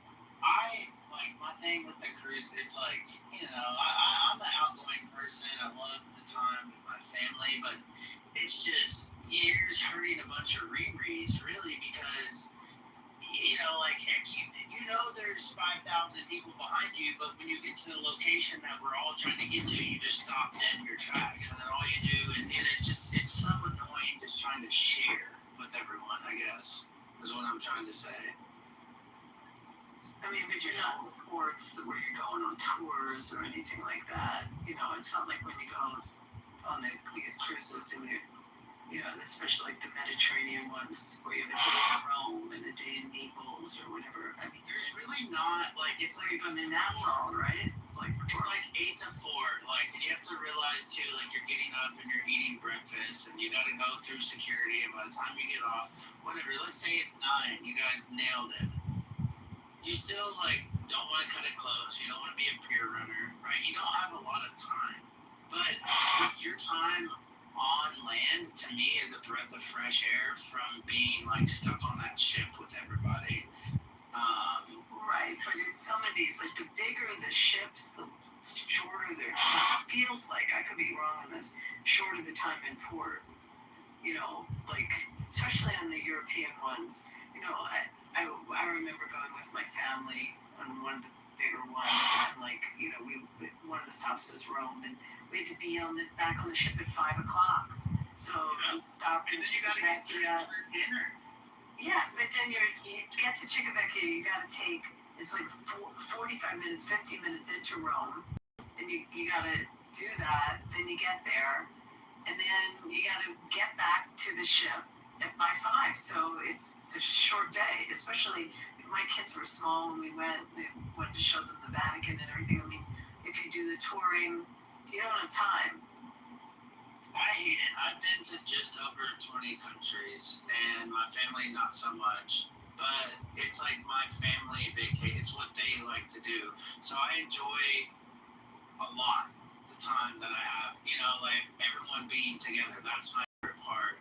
But as far as the logistics and the concept of it all, I'm not a fan of the cruise.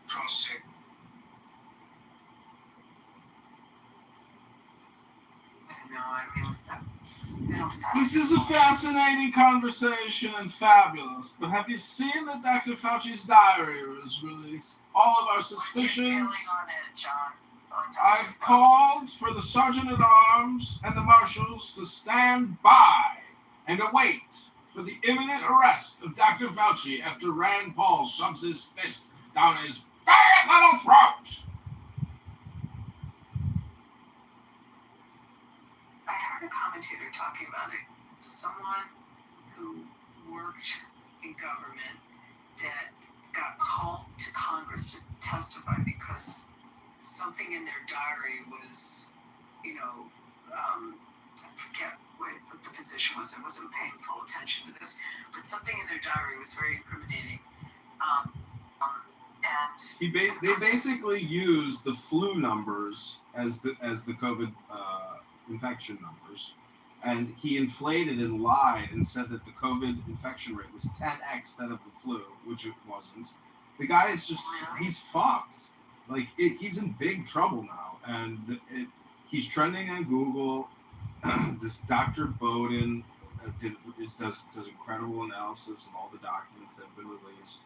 Rand Paul is tearing him apart. I mean, if they don't arrest him, or even, I know supposedly they've gotten control over Pfizer and Moderna, but they're releasing this new vaccine cancer injection by Moderna. And it's how do they get approval for this shit? They think that they got to come up with a new vaccine to fix people who have adverse effect to the vaccine. And Fauci was also, he knew that the ventilators and the remdesivir or whatever was killing people, but he issued it anyways. And they're saying that he suffers from malignant narcissism and that he was on a medication because he was having anxiety attacks because of Rand Paul, and he's shaking so much. So he started taking this medication that was making him manic. But the whole thing is just one giant fucking cover-up. And if they don't arrest him, I mean, and it just becomes like a legal issue, holy fuck. A senator can... Say this again. He was taking medication that made him manic. Yeah. Wow. Yeah. I mean, in a pandemic, we got a manic national doctor. Plus, the whole thing is supposedly he's just like covering up for the Chinese, for who, for all. It's what they literally wanted to make us into a platform medicine society where every single person would have to be vaccinated and you'd have to get your update. Like that was the dystopian future. We were going to go into that, and it's still like up for debate. They think that because fear is such a hell of a drug, they could do it again, and I believe it. It's coming again. So, the two statistics that I read where that was pretty ridiculous was that they knew the death rate of it was 0.2%. Fauci went on to record. So he inflated the death rate by at least five times. And the other one was 10 of 12 of the scientists that worked on his team were all telling him that they came, that the virus likely came from the Wuhan lab. And then he went out on the Sunday talk shows and would say clearly that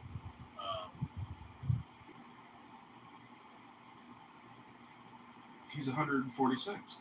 Well, I'm not sure how old.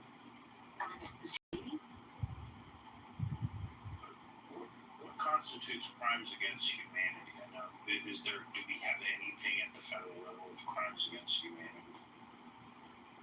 Yeah, traitorship. I mean, what he did was traitorous. But Bill Gates is also at the center of all this, and his emails with Fauci, and even Epstein. Like, the entire COVID-19 experience, the lockdown, the shutting down of all businesses, the shutting down of society, the BLM riots, the mass vaccinations, the way they gave out the vaccines with lotteries. You know, you could win millions of dollars, get injected, and get it put into the raffle. Like, total fucking groupthink, insane behavior, totally anti-American, but just total propaganda, nonstop, hardcore. And if you were on this gay retard clown app for lonely bored people, you heard the most obnoxious, horrible people that you wish you could have punched in the face. Like Dr. Copeland, the Army hero, putting COVID-19 vaccines in our patriots' hands, killing Rangers. And now they have Rangers on testimony coming out saying that they refused and resisted. And it's... You all know, if you took it, I feel bad for you. You gotta have sour grapes. Everybody that has taken it has confirmed, yeah, I guess I didn't have to take it. I got sour grapes. You know, I have some adverse side effect. I was fucked up. Wish I never took it. Because it's not like taking, you know, a vitamin D shot or having a chicken chop salad and, you know, eating healthy food and going to the gym. It's taking a completely unnecessary medical intervention for the fucking flu. It's looking like whatever the lab leak is bullshit. That they just used the flu numbers because the World Health Organization said the flu disappeared from 2021 to 2022. It all became COVID. John. Not John. It's a fucking psyop. It's for retard faggots. Two family members died from it. Die from what? The vaccine or from the COVID-19 virus, supposedly? From the virus. But what we don't know is how many people died and they blamed it on the virus, like what those numbers were, the death numbers. I mean, the people that I'm talking about died from the virus. If there's any, like, justice that I am concerned is crimes against humanity during that time. My dad died initially he had prostate cancer, and then it metastasized and spread. He did get the vaccine vaccine, get the Pfizer shot, who's required by Chrysler. Food prices have soared at grocery stores around the country. Prostate cancer, as we know, is like the most curable cancer. Like, I just know, but there's no like proof of that, right? So, I mean, I know that there was obviously a virus, like to say that there wasn't, like there was.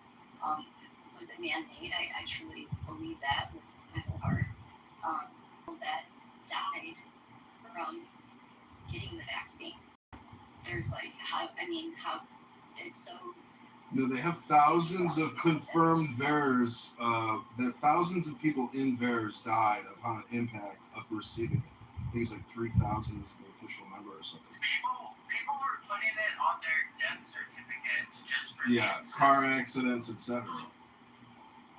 It's a huge scam. It indebted this country. We've lost trillions. Yeah, I don't know one case where they found like an elderly person in their apartment dead because of COVID. It all transpired at the hospital after the. Did anyone ever hear of a person dying at their house from COVID? Like the body being found. Yeah, it's interesting you say that. With the two that were related to me, and an aunt and my ex-husband's brother were both in the hospitals. My uncle got double pneumonia. My aunt watched him die on an iPad from the waiting room. But then once he was in there for double pneumonia, they said he had COVID too, and then it's like, oh, it's compounding, and that's why. But I've known him my whole life, you know. I thought he lived a terrible, unhealthy lifestyle. That's why I let him there. But I don't know, man. I have a couple friends here. Their grandparents die.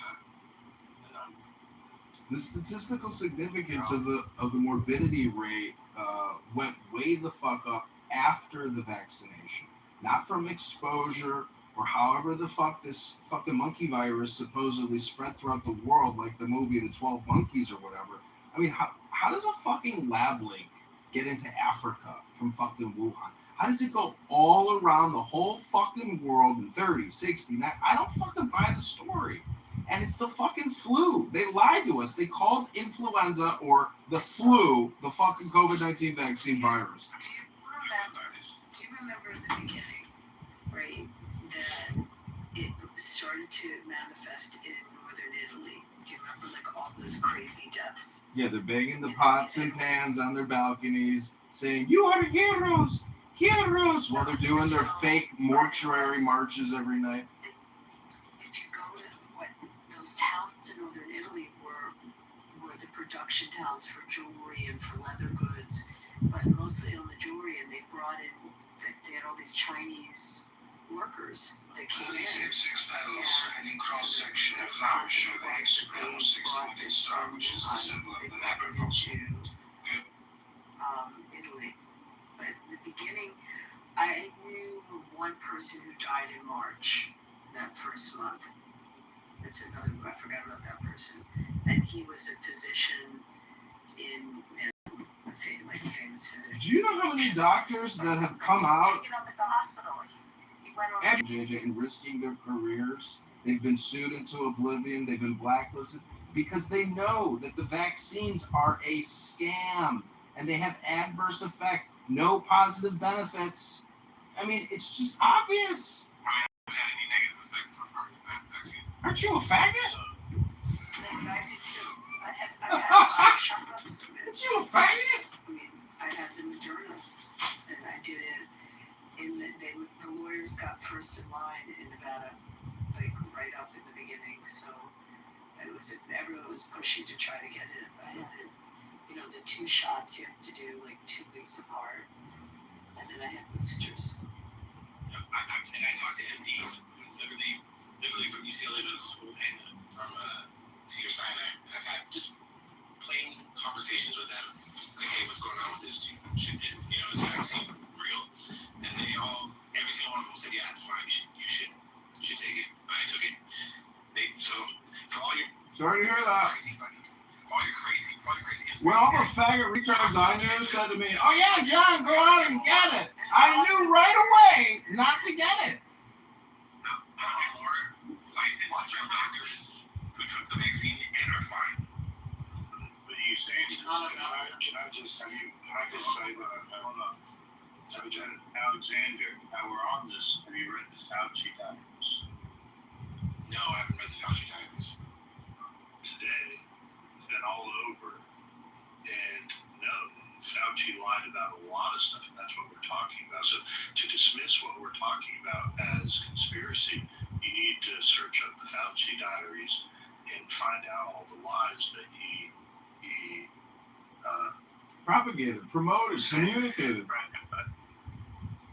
I was just going to start, but I was in Spain through that period. It was pathetic, you know. And yeah, I heard when I was listening, we used to go on the balcony every single day and applaud the police and the ambulance as they drove past us. And I didn't know a single person that died in Spain. That was actually the whole period. I also had the jab, the Pfizer one. My partner didn't. I got COVID 3 times after I had the jab. My partner has never had COVID. So I just thought I'd add that. Yeah. That's something It's just conspiracy. Intellectual conversation is crazy. I mean, intellectuals are strong. Well, that's what I'm saying. Just think before you speak, and then also before you enter an intellectual conversation, just maybe not go so extreme with your words. I didn't even go extreme, and I would. That is extreme. I would want to be intellectual conversation when you're talking about. Listen, it's not going to turn into an argument, but like before you use the word conspiracy, like would you just stick yourself with any needle and inject anything? Well, it wasn't just any needle. It wasn't just any needle, bro. It was a super advanced research product. You also have medical advice. You rely on doctors. You listen to your doctors. Listen, I gotta just argue this one. I'm a professional. People like pay me money. I'm licensed to give advice, and they rely on my advice, and they take action as a result of my advice. Same thing with this one. We rely on Same thing. We need you in a courtroom. We don't. Hold on. I can argue the other side of it. If you're finished after me, I want to argue. Yeah, I'm finished. I'm finished.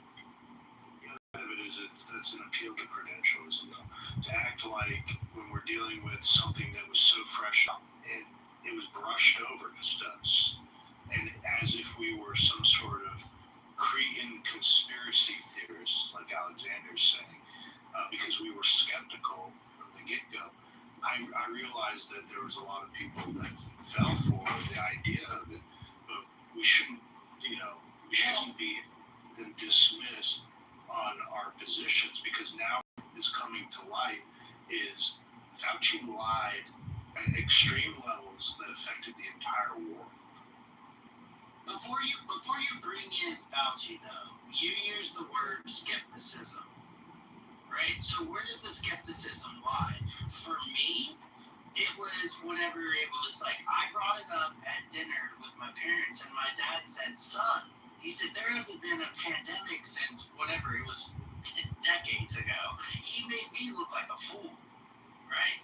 But then the whole world, little by little, is on board. So when the whole world is on board with this, right? So we're all supposed to just shoot it up, man.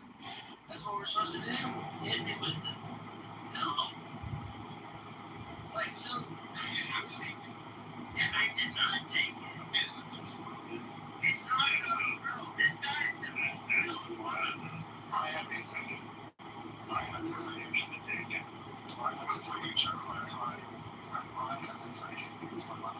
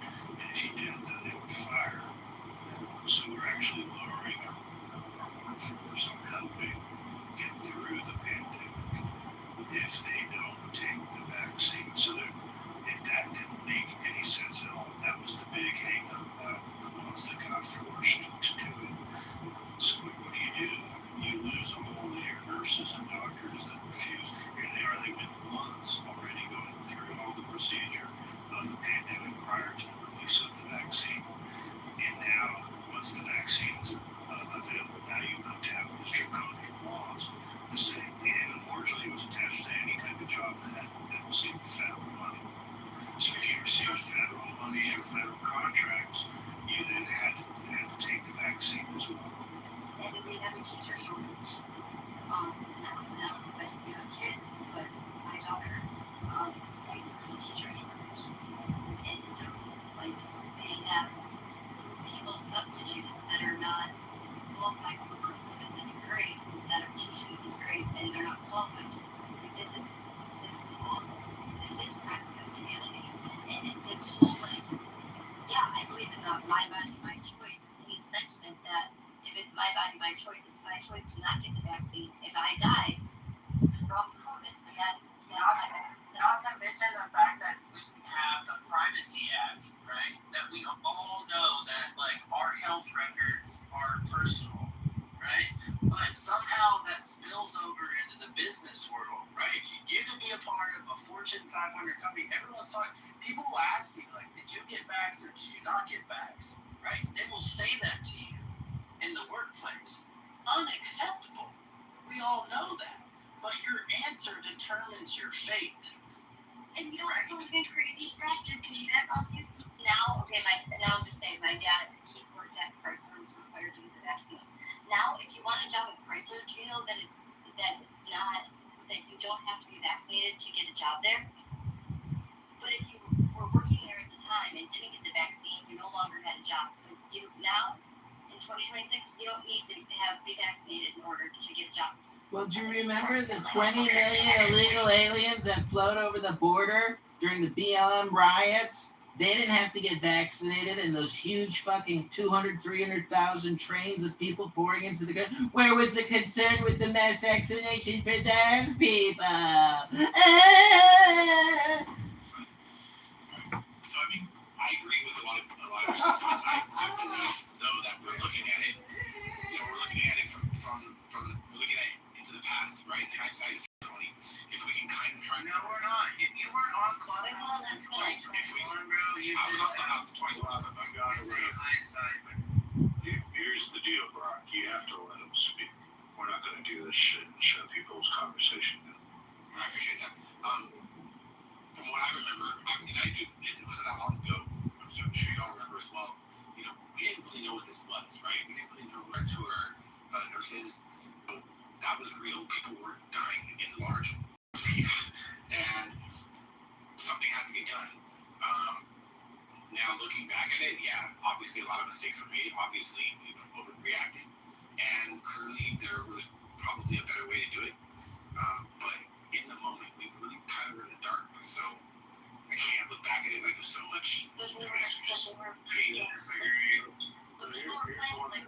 Russian roulette with people's lives. You understand that? Like, right. So that carelessness, like, people need to be held accountable for that. But they didn't know. nobody's in the dark. But he stays in the dark. Let me offer an anecdotal story. Yeah, let me offer an anecdotal story. My uncle died in the hospital because they attached up. It was early on. It was like March or April where they attached up the ventilator systems, and they turned out to blow holes in his lungs at the time because they thought it was a lung issue, and it wasn't a lung issue. So he was actually killed by the hospital.